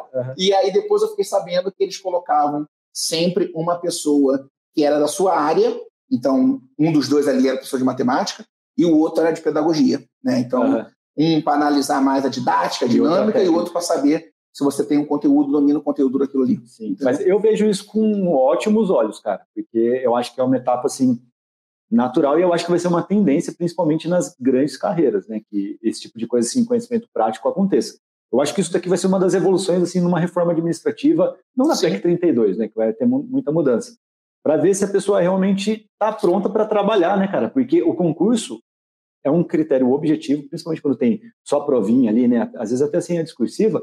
Beleza, é um filtro que segura aquela politicagem, indicação, só que leva muitas pessoas que não estão prontas, maduras, às vezes, para trabalhar. Né? E eu acho que essa é uma evolução, só que claro que vai ter alguma subjetividade nesse processo, e aí tem que ter um processo administrativo. Eu acho que isso daqui é o futuro, cara. E eu acho que também vai dar mais objetividade no sentido de o cara que eu falo é o futuro servidor público que está ali, ele ter aquele conhecimento prático, né? Sim, forçar então, ele a saber, também. Ele chegar mais preparado para a função que ele executa. Mas agora eu quero te fazer uma pergunta. Ixi, Jesus. Desses anos todos que você está ajudando o concurseiro também e tal, o que você destacaria, por exemplo, os 3 principais erros do concurseiro? A gente vê que não só a gente errou muito quanto concurseiro, sim, e a gente vê o tempo todo pessoas que mandam mensagem para a gente querendo ajuda nesse processo. Eu, por exemplo, eu recebo muita gente que é iniciante em concurso público, acho que você também. Muitos que estão assistindo a gente talvez estejam iniciando agora, e a gente tenta fazer com que eles encurtem o caminho até a aprovação. Sim. Teria os 3 primeiros na sua concepção, são os 3 maiores erros? O primeiro, para mim, assim, é muito claro, cara, e é algo contraintuitivo. É algo que o iniciante se apega a uma ilusão e ele acha que aquilo é verdade, só que é uma ilusão voltada ali para o comodismo, que é escolher, para começar, um concurso longe. Cara, entendi. Esse daqui é o erro clássico do concurseiro. E aí eu vejo que eu fiz isso assim, sem querer, sabe? Eu escolhi um concurso próximo, tinha 3 meses para a prova, me joguei no processo e paguei o preço. Uhum. Fui bem no concurso? Fui muito acima do esperado, né? Graças a Deus, fui nomeado nele, depois foi do Ministério Público de São Paulo, aqui inclusive. Só que eu não tive o resultado que eu queria, e eu não parei nele. E aí esse que é o ponto. Você tem que escolher para começar um concurso próximo, porque isso daqui é cientificamente comprovado, cara. É a síndrome do estudante, lei de Parkinson. Você tem um objetivo próximo, a chance de você se jogar muito no processo, de você procrastinar pouco é muito, muito boa, sabe? Tipo, a sua chance aumentou muito por causa disso, porque é um compromisso próximo. E depois, se você entende como que o processo funciona e que você pode continuar estudando para outros concursos, lindo. Porque o iniciante, o que ele pensa? Vou escolher um concurso que vai ter lá em 2024, porque aí eu vou ter bastante tempo para estudar. É mentira. O cara tem tempo para procrastinar o iniciante. Entendeu? Ele vai ficar enrolando e não vai estudar. Então, quem vai passar no concurso lá de 2024 é o cara que começou a estudar agora para um concurso estrategicamente posicionado, às vezes naquela mesma área, só que um concurso próximo. Porque ali ele vai se ferrar no começo, ele vai entender como que o jogo funciona e começa a decolar nos estudos. Então, escolher um concurso próximo, eu acho que é essencial, e aí vem o erro, né? Que é ficar sempre procrastinando, escolhendo um concurso longe. O segundo erro que eu vejo que atrapalha demais é não fazer questão, que é o que a gente conversou aqui. Né, do cara não praticar, ele, por exemplo, eu tenho certeza que muita gente vai ver o seu curso e vai ver aquela parte teórica, principalmente quando está gravado, né? Ela fica vendo a parte teórica, aí, em vez dela pegar e começar a fazer um monte de questão parecida, ela pega e fica vendo o replay da sua aula para tentar entender de novo como que funciona, e ela tira o direito dela de errar ali e de aprender com o erro dela, sabe? Ou então ela só assiste eu fazendo a questão. E não faz, exato. A pessoa que desconecta quando se fala, faz a questão. A pessoa não faz, ela volta o vídeo e tenta fazer de novo, junto com o professor. É melhor do que não estudar, mas certeza que ela ia evoluir muito mais se ela fizesse questões. E agora o terceiro erro, eu acho que aí já é a parte estratégica, assim, de estudar errado mesmo, sabe? De estudar matéria errada. Por exemplo, o exemplo clássico aqui, cara, né? A gente no planejamento do INSS, eu sempre analiso ali a relevância de cada matéria, não o nome de cada matéria. Quando você pensa, você olha para um edital, você olha lá, direito constitucional, você fala, nossa, importantíssimo, né? Eu preciso estudar, tem um grande expert aqui que vai me ajudar nisso, um professor de direito constitucional. Você vai olhar na relevância da prova, é 3%. Essa é o tipo de matéria que às vezes compensa você pular. E aí você olha, tenho certeza que tem, talvez aqui, milhares de pessoas vendo esse vídeo que estudaram para o INSS e que ficaram ali 2 dias inteiros estudando constitucional, sendo que não vai cair na prova. Então você está se esforçando muito na direção errada, sabe? E essa é uma parte mais prática, assim, que eu vacilei um pouco no começo, no primeiro concurso, acho que eu cometi mais esse erro, mas depois eu entendi como que esse jogo funcionava e aí que eu comecei a ter resultado mais rápido, sabe? Então, acho que basicamente esses 3 erros, assim, são os principais. E o primeiro, principalmente, você falou, é muito interessante, porque você acelera muito o processo quando você busca um concurso de curto prazo, né? Sim. E quando a gente fala para buscar um concurso de curto prazo, a gente está dizendo que você só tem a ganhar. Se você passar, ótimo, o teu sofrimento vai acabar rápido. Agora, se você não passar, ótimo também. Porque o que você estudou naqueles 2 meses, 3 meses até a prova, com certeza você adquiriu muito mais conhecimento do que se você não tivesse um concurso para você fazer, né? Sim, e aí que vem, se você entender, né? Claro, hoje tem muita informação, né, cara? Né, você consegue saber, na nossa época não tinha. Mas pensa assim, você decide se jogar, por exemplo, aqui, dando um exemplo de um concurso fácil que está aberto agora, o Ministério Público de Minas. É só língua portuguesa, noção de gestão pública e direito. Só que se você estudar para esse concurso, você vai ter a chance de aprovação no primeiro e você só tem a ganhar, porque você estudou português, direito constitucional, direito administrativo e noção de gestão pública.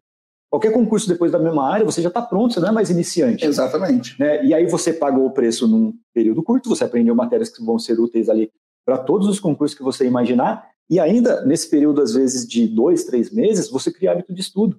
Eu não estava acostumado a estudar até me jogar em um concurso. Não sabia estudar. Só que depois de um tempo, depois de fazer uma primeira prova, você começou a estudar todo dia, você cria hábito, aí você começa a estudar todo dia. Aí sim você consegue pensar no concurso daqui a 2 anos. Porque você está acostumado a estudar todo dia, entendeu? E a constância é o que vai virar a chave, né, cara? É verdade. Isso também, eu acho que isso entra mais no erro que você colocou aí de estratégia de estudo, né? Às vezes a pessoa só quer estudar o que ela gosta, né? Ela quer estudar aquela disciplina que está na zona de conforto dela, aquela disciplina que ela tem mais habilidade, e aí acaba não se dedicando às... E um erro extra, cara, que eu vejo que está muito relacionado com isso, é querer estudar matéria básica. Sabe? Não, vou montar a base. Não, essa pessoa está com medo de errar. Não tem problema, se inscreve num concurso, sabe? Tira essa pressão de que você não tem que passar, ser aprovado e nomeado no primeiro concurso. Você tem que aprender, você tem que se desenvolver. E aí quando a pessoa fica, não, vou me preparar, não, primeiro eu vou estudar português, não, primeiro eu vou estudar direito constitucional, mas, cara, não tem um objetivo palpável, sabe?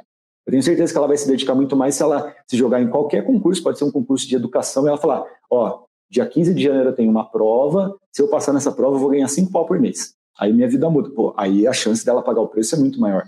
E um outro erro que eu destacaria é o excesso de informação. Total. Né? Porque é um problema hoje, né? A gente tem muita informação e muito perdido, né? Também da informação. Exatamente. E o que eu tenho que falar para vocês é o seguinte: em muitos casos na nossa vida, menos é mais. Sim. Né? Então, às vezes, quando você minimiza as interferências e você diminui o excesso de informação, você cresce muito mais. Então, eu vejo que a galera se ilude estudando por vídeo do YouTube, por exemplo, né? Sim. A pessoa acha que está estudando, pulando de aula em aula aqui no YouTube. E, às vezes, um professor de uma disciplina fala que um tópico é mais importante, um outro da mesma disciplina fala de outro tópico, o outro, e aí o aluno fica perdido. Então, eu sempre digo para eles o seguinte: analisa, né, as pessoas que você admira, que você confia, as pessoas que já foram aprovadas, porque eu acho isso fundamental, sabe? A pessoa ter um histórico... Aprender com o erro da pessoa, aprender com o erro da pessoa, escolha seus mentores, né? E siga o processo, né? Então, cara, se confia no Gustavo, se confia em mim, vou seguir o Gustavo, porque dentro o Gustavo vai me orientar nos concursos, ele junto com a Nath vão trazer para mim o que eu preciso de estratégia, vão trazer para mim os conhecimentos de direito, vão trazer comigo os conhecimentos básicos. O Felipe é o cara que eu gosto de raciocínio lógico. Cara, segue as nossas dicas. Se não for a gente, for uma outra pessoa, tudo bem também, mas segue aquele processo. Não fica querendo pegar um caminho com cada um, porque você só vai se enrolar, vai ficar andando em círculo, né? E o que eu vejo também é uma coisa, cara, tem muita gente que é boa, sabe, em concurso, né? Tanto que a ideia do podcast aqui, do seu também, né? É trazer essas pessoas para que você possa tirar o melhor. Exatamente. Cara, ninguém aqui é Jesus para você ter que dizer amém e seguir tudo que fala. Não, mas tenho certeza que todo mundo tenta passar a sua experiência e cada um tem uma experiência diferente. Tem um monte de gente que manda mensagem pra gente dizendo, nossa, eu segui o método do fulano tal, mas não funciona, tipo, não tive resultado. Mas dá vontade de perguntar, e às vezes, normalmente eu pergunto, né, quando eu que atendo lá, eu pergunto, falo assim, mas você seguiu? Você se jogou? Você pagou o preço? Porque, provavelmente essa pessoa teve resultado. Não existe um único jeito de ter resultado. Exatamente. Gente, tá? Existem, às vezes, métodos que têm mais sinergia com o que você pensa, com o que você acredita, né? Isso beleza, mas tenho certeza que qualquer um desses aprovados que tem um método, que ensinam você a seguir de alguma forma, se você seguir, você vai conseguir o resultado também. Né? Só que tem que seguir, tem que pagar o preço. Porque e adaptar para a sua realidade também. O único ponto em comum, na nossa história, assim, se você olhar, o único ponto em comum, qual que é? Disciplina, constância. Entendeu? Cada um tem um resultado no seu período, cada um tem uma realidade diferente, né? Cada um veio de uma educação diferente. Teve gente ali que às vezes, isso que a gente tem que ter noção, né? Rede social traz muita comparação. Exatamente. Comparação tóxica de realidades diferentes em que a pessoa tem que empurrar ali dentro da sua realidade. Você não pode se comparar com uma pessoa que estudou em um colégio perfeito, que teve a base perfeita, que viveu de creme, que jogava bolinha de gude no carpete, né? Que teve uma educação perfeita, com você que veio de escola pública e que não teve aula. Exatamente. Sabe? Então, cada um tem o seu tempo, mas todo mundo pode evoluir, porque se você tiver disciplina e constância, você vai pegar uma pessoa que nasceu no berço de ouro, que não tem disciplina e constância, você vai passar na frente dela. É mais difícil? Não dá para ser hipócrita, né? E falar que, não, você vai ter a mesma estrutura, você vai ter a mesma qualidade. Não, mas você consegue resultados. Isso é o lado ruim da meritocracia, né? A meritocracia, ela tem suas vantagens, tem seus benefícios, só que a gente sabe que as condições não são iguais para todo mundo. A meritocracia, ela é muito bacana quando você tem igualdade de condições. Quem veio de escola pública, quem não teve aula, quem não teve oportunidade de estudar em boas escolas, quem infelizmente não teve uma boa base, vai penar mais. Cara, mas isso não significa que o teu ponto de hoje não significa que é o seu ponto perpétuo. Isso pode mudar. Né? Eu lembro de um vídeo, cara, que é muito bom, que é gringo, Vitor, acho que é nos Estados Unidos. O cara, tipo, ele pegou uma nota de $100, botou, tipo, um monte de gente lá na mesma linha, assim, né? Na mesma linha, pra sair. Aí ele foi andando, ficou lá longe com uma nota de $100 e falou assim, ó, quem chegar primeiro vai ganhar $100. E aí tinha, cara, bastante gente, assim, umas 10 pessoas. Só que tem umas regras. Aí ele começou a falar, ó, quem já passou fome um dia na vida? Aí, tipo, o cara, tipo, alguém levantou a mão, falou assim, dá um passo para trás. Quem estudou em escola pública? Dá mais um passo para trás. Aí, tipo, ele foi falando algumas condições de vida, assim, que muitos foram dando passo para trás. Aí, quem ficou na frente? Quem tinha uma classe social melhor, né, na prática. Aí ele falou, quem chegar primeiro pode correr. No 3 vocês podem correr. Quem que pegou? A pessoa que estava na frente, a pessoa que teve uma condição de vida. Beleza, né? Só que, claro, isso daqui é um exemplo para mostrar a diferença social. No concurso, a gente está falando de longo prazo.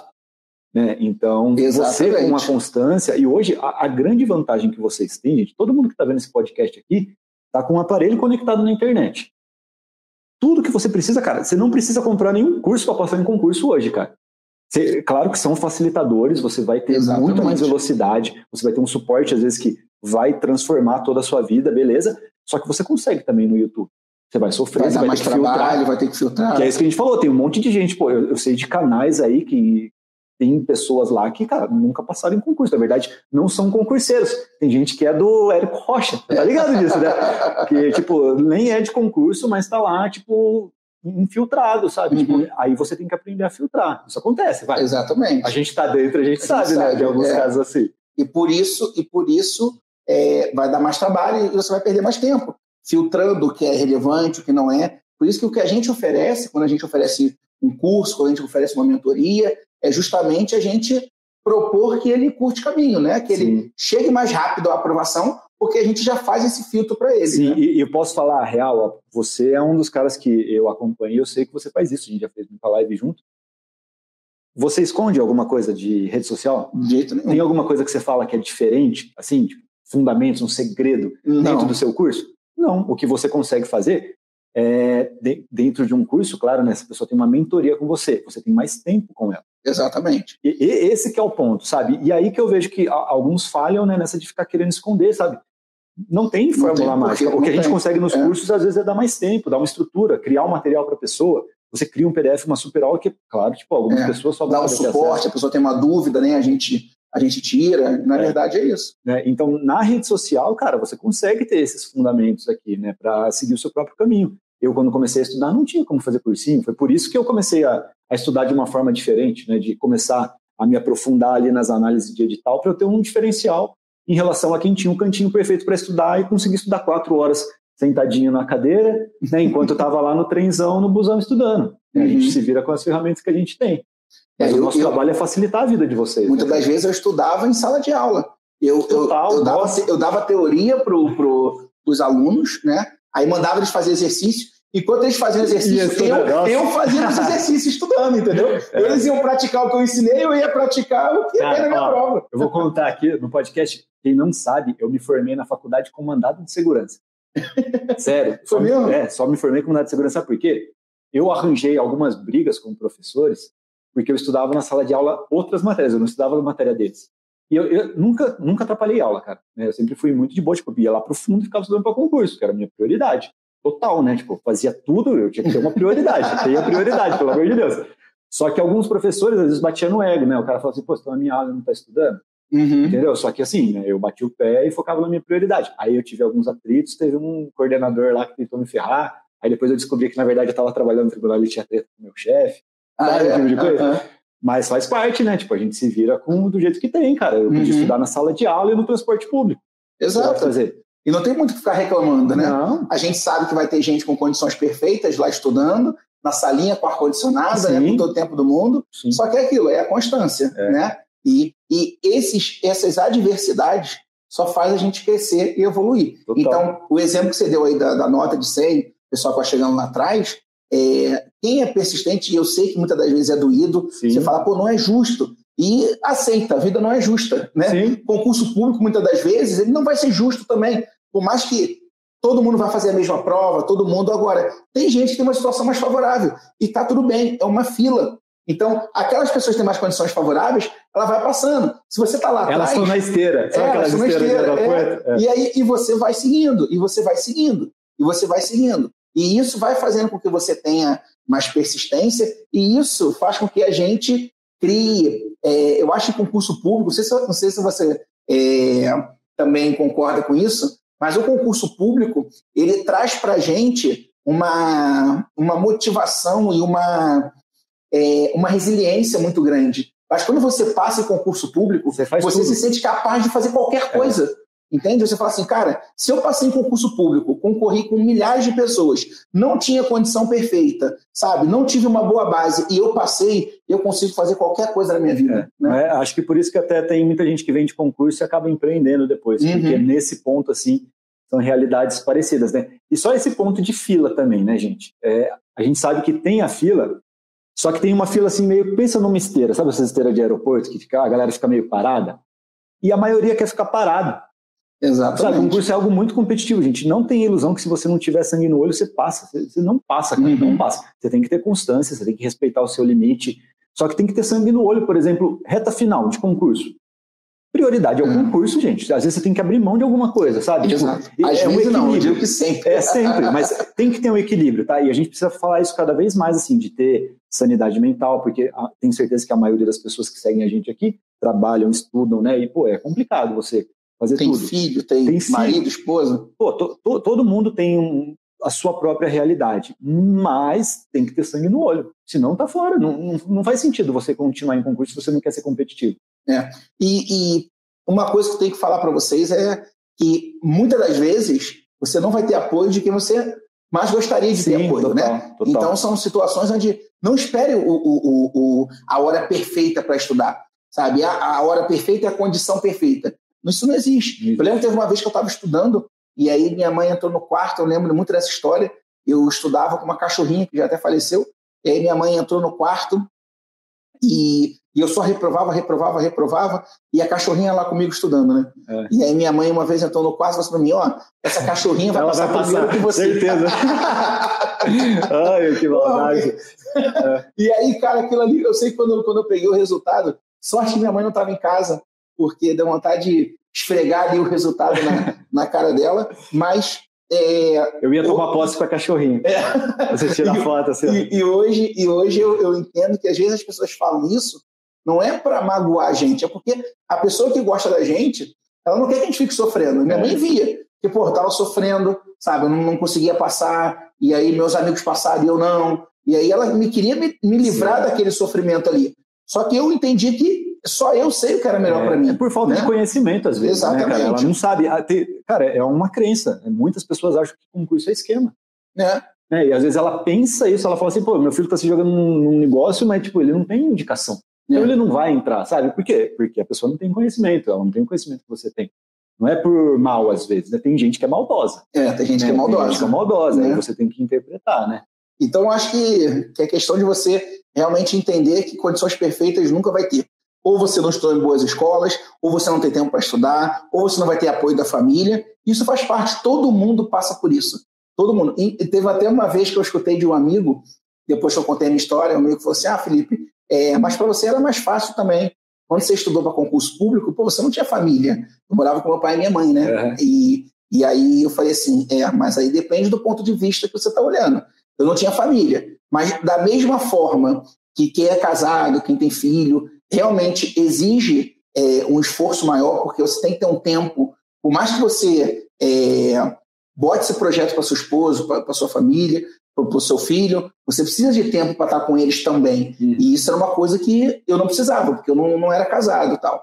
Só que, em contrapartida, quem tem marido, quem tem filho, tem o maior motivador, né? Sim. Então, por exemplo... Isso virou a chave. A gente teve filho muito cedo. Quando o Pedro nasceu, eu falei, nossa, a água não subiu no umbigo, sabe?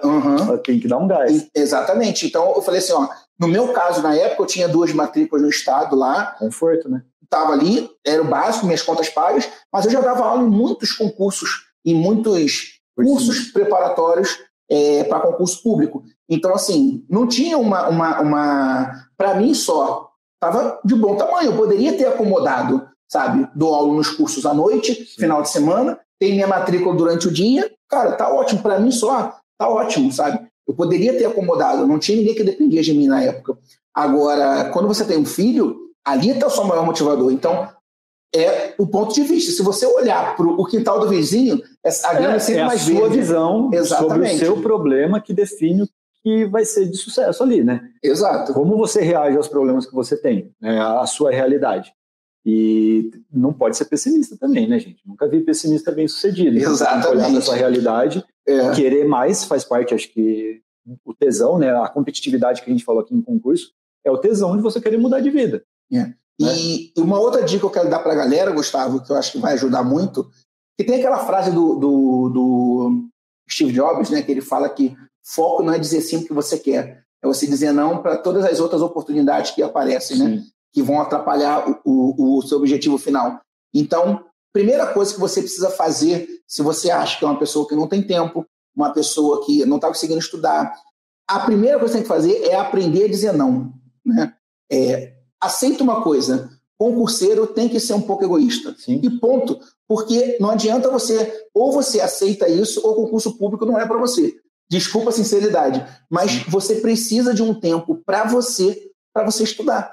Ah, mas meu marido não vai aceitar, minha esposa não vai aceitar. Bom, você precisa mostrar para eles que quando você passar em concurso público, não é só você que vai mudar de vida. Sua família também vai mudar. Você vai poder ter uma condição de dar um presente melhor para o seu filho, uma viagem melhor para o seu marido, com a sua esposa, né? Então, isso são coisas que você tem que colocar na mesa, sabe? Porque eu vejo as pessoas hoje querer fazer 1000 coisas ao mesmo tempo, sabe? Ah, eu quero estar no concurso público, mas aí começa a aumentar a carga horária no trabalho, aí começa a ter projeto para ter mais um filho. E às vezes se sabotar também, sabe? Se sabotar. Também. Então, primeira coisa, sai eliminando tudo que te atrapalha. Não estou falando para você terminar casamento. Nada disso. Sair do emprego. Abandonar filho, sair do emprego. Não faz isso. Eu acho isso mal furada. Eu acho uma furada. Mal furada. Ah, não, eu vou sair do emprego para ter mais tempo para estudar. Você não vai estudar.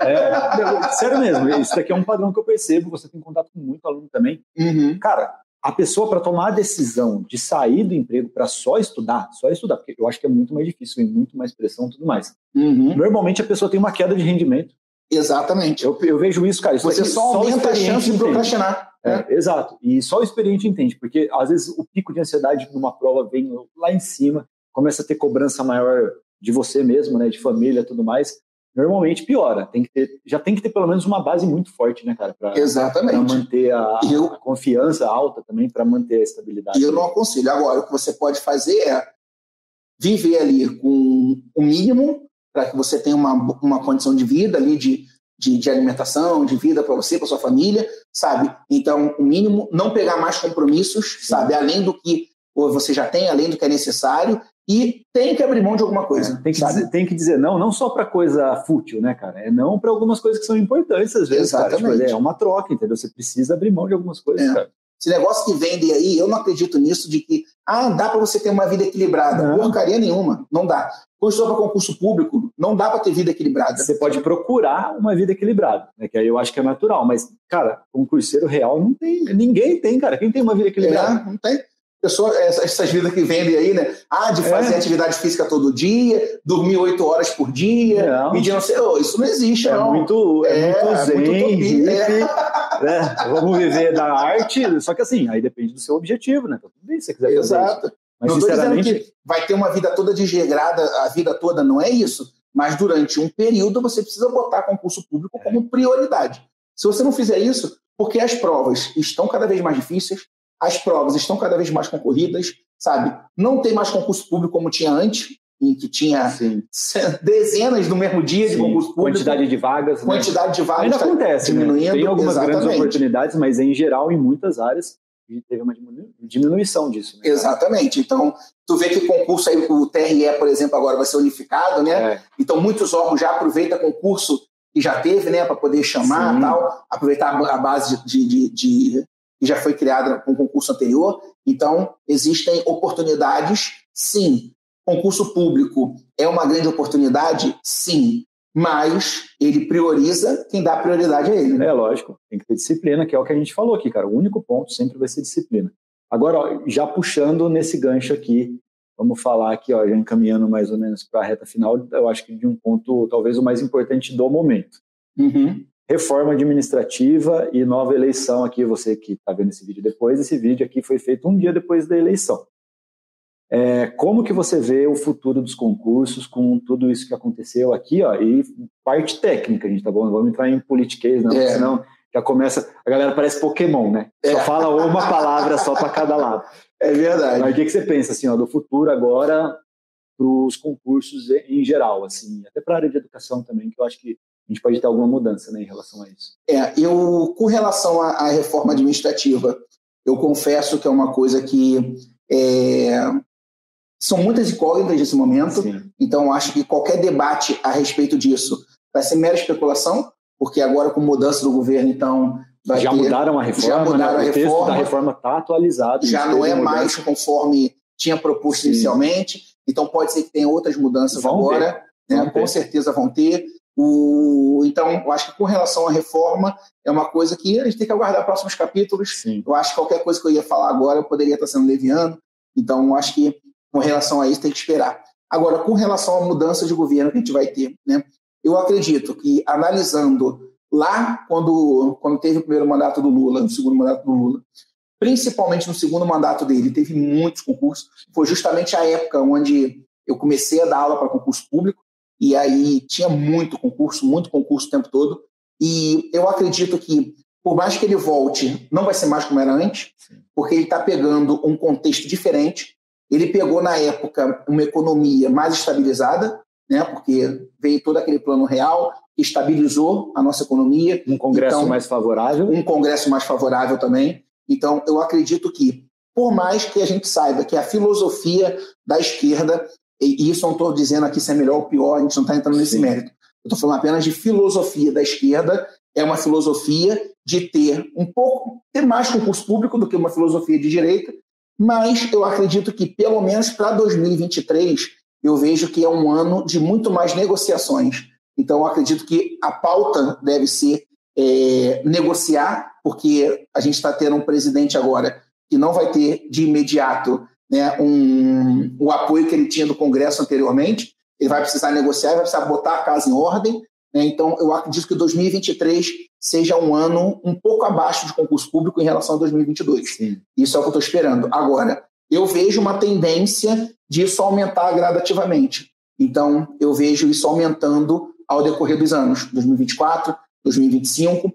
Felipe, isso é ruim? Não, isso não é ruim. Eu acho que isso é bom, principalmente para o aluno concurseiro que está começando agora. Ele pode usar a estratégia que você mesmo disse. Ele pode escolher um concurso, por exemplo, o TRE, Sim. que está aí em 2023, que vai vir em 2023. Ele pode pegar um concurso de curto prazo, para ele poder assimilar bastante conteúdo e talvez ficar 2023 ali fazendo os concursos que vão acontecer e criando uma boa base, porque ele vai colher frutos depois, porque eu acredito que os outros anos sejam uma crescente concurso público. Isso é o que eu estou alucinando para o governo federal. Tá? Sim. Agora, a gente tem que lembrar também que os governos estaduais, nós tivemos, se eu não me engano, recorde de reeleição. Né? Foram muitos governos reeleitos. Isso facilita, né? Isso facilita. Então, minha expectativa para os governos estaduais é uma perspectiva de mais concurso do que o governo federal, no sentido de ter uma continuidade de trabalho. Né? Então, eu acredito que quando você tem ali governos reeleitos, você já tem uma continuidade do trabalho. Então, eu acredito que possa ter mais concursos públicos do que nos anos anteriores para estados. Né? Sim. O que eu vejo assim, em relação à reforma é isso, cara, que eu sei que é um tema que tem muito pânico em volta. Né? Uhum. Tem muita gente falando coisa errada sobre a reforma, sabe? Coisas que já mudaram.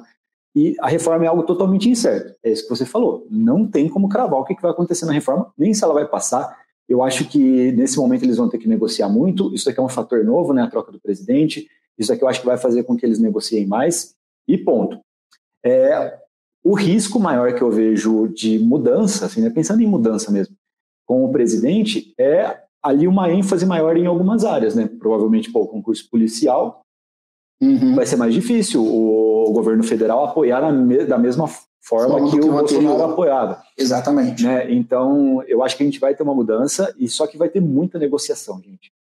Isso daqui, independentemente de quem ganhasse, eu acho. Você acredita que com o governo, eu não tenho opinião sobre isso, mas talvez você possa trazer mais informação a respeito disso. O governo de direita, de modo geral, acaba não incentivando muito as empresas públicas e sociedade de economia mista, né? Então, estou falando de Banco do Brasil, Caixa Econômica Federal, tal. Você acha que, sendo o governo de esquerda, a tendência é ter mais concurso para essas áreas? Inclusive, né, hoje está programado para fazer a live, eu estava dando uma olhada no plano de governo do PT, que não é um plano de governo, né? Parece uma declaração assim, mas está expresso lá, ele cita, né, bancos públicos, tudo mais. E aí que eu vejo uma mudança, porque se você olhar o texto atual da reforma administrativa, do jeito que ela está proposta lá, acho que está mexendo no artigo 173 da Constituição, e fala, eles vedam a estabilidade, inclusive por negociação coletiva em empresa pública e sociedade de economia mista, que é algo que já acontece hoje na prática, né? Você não tem estabilidade em banco público, por exemplo. Só que no plano de governo do PT, eles falam em valorização das empresas públicas, que eles são contra a privatização, tudo que você já sabe. Então, eu vejo que tem um potencial maior de concurso nesse momento para banco, por exemplo, Banco do Brasil, os grandes bancos e empresa pública e sociedade de economia mista. Petrobras, talvez. Só que, assim, essas áreas sempre têm um risco muito maior, né, cara, do que na administração direta. E, inclusive, não, um dos pontos que vocês têm que entender, gente, é uma eleição do presidente. É uma figura importante? Mas o poder é dividido em 3. Tem o judiciário, o executivo e o legislativo. Nesse momento, a reforma administrativa não vai mais passar pelo presidente. Se eles quiserem aprovar agora, eles aprovam, do jeito que está. Isso daqui está só no legislativo. Né? Então, a gente tem que entender essas divisões. E, por exemplo, o Poder Judiciário é independente. Todos esses concursos de 2023 vão rodar. O TRE vai rodar independentemente do que acontecer na presidência. Né? O sistema funciona assim. Eles têm uma independência ali, inclusive, na organização dos concursos. E, então, os concursos de tribunal, Ministério Público em geral, né? Aí vem esferas também, os concursos estaduais, é o que o Felipe falou. Vão continuar acontecendo. Claro, e os municipais já estão rodando, porque a eleição não foi para prefeito, né? Gente, então, o serviço público não para, né, cara? Exatamente. Né? E aí você tem que tomar até cuidado com isso, porque se você entrar no G1 agora, você vai ver que tem 287 concursos abertos no Brasil com 527 mil vagas, sabe? Tipo, é número assim. Se você pesquisar, você vê concurso público todo final de semana, não é? Sim. Todo final de semana tem concurso público. De nível fundamental até nível superior. Não tem erro. Salário mínimo até salário de 30 pau. Então, só que você tem que ter um posicionamento, precisa entender como que esse jogo funciona. E, sinceramente, assim, eu vejo que nós teremos algumas mudanças, principalmente de investimento em algumas áreas. Né? Quando você olha tipo, o plano de governo do PT, ele fala muito sobre direitos sociais e ele fala expressamente sobre direitos trabalhistas e direito da seguridade social, direito previdenciário. Então, eu vejo que talvez a gente vai ter uma força maior em concursos como o do INSS, da área trabalhista, inclusive de auditor fiscal do trabalho, de TRTs. Então, eu vejo uma força maior nesses concursos e provavelmente uma diminuição ali nos concursos policiais. Né? É uma tendência. Só que você vê assim também ao mesmo tempo que muito no planejamento deles, né? Eles falam muito da segurança, falando em inteligência, em outros aspectos. Né? Então, talvez, claro, a gente tenha concursos, provavelmente teremos concursos policiais também, mas não no mesmo volume, com características diferentes, né? Mais voltados ali para inteligência, proteção de território. São governos diferentes, né? Então você vai ter que se adaptar. E o concurso inteligente ele se adapta, né, cara? E se eu fosse eu concordo contigo quando você diz que deve ter uma redução de concurso na área de segurança pública, né? Até porque a gente sabe que a segurança pública era o grande a bandeira, né? A bandeira do antigo governo, né? E para quem quer fazer concurso na segurança pública, alguma orientação que você daria para essa pessoa que quer fazer concurso?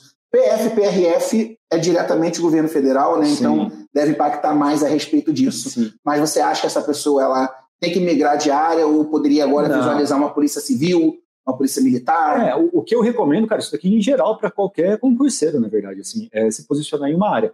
Inclusive, né, não está no plano, mas esse plano, gente, que eu vi aqui, ele é muito superficial mesmo. É uma declaração do que eles acreditam, não é um plano de ação mesmo, sabe? E eu vi o Lula falando sobre concurso da Polícia Federal, que é uma das prioridades dele, provavelmente na parte de inteligência, esse sistema de segurança nacional, acho que é essa nomenclatura que eles querem criar.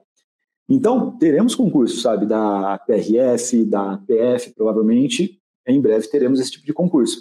Só que pensa comigo, cara, a pessoa que se posiciona ali em concurso de polícia, né, ela vai estudar o quê? Português, raciocínio lógico matemático, matemática, matérias básicas, constitucional, administrativo, processo penal e direito penal. Se você tiver isso daqui de núcleo duro, exatamente, você passa em qualquer concurso policial. Aí você tem a base, você olha assim, pô, qual que é o próximo concurso grande que nós teremos?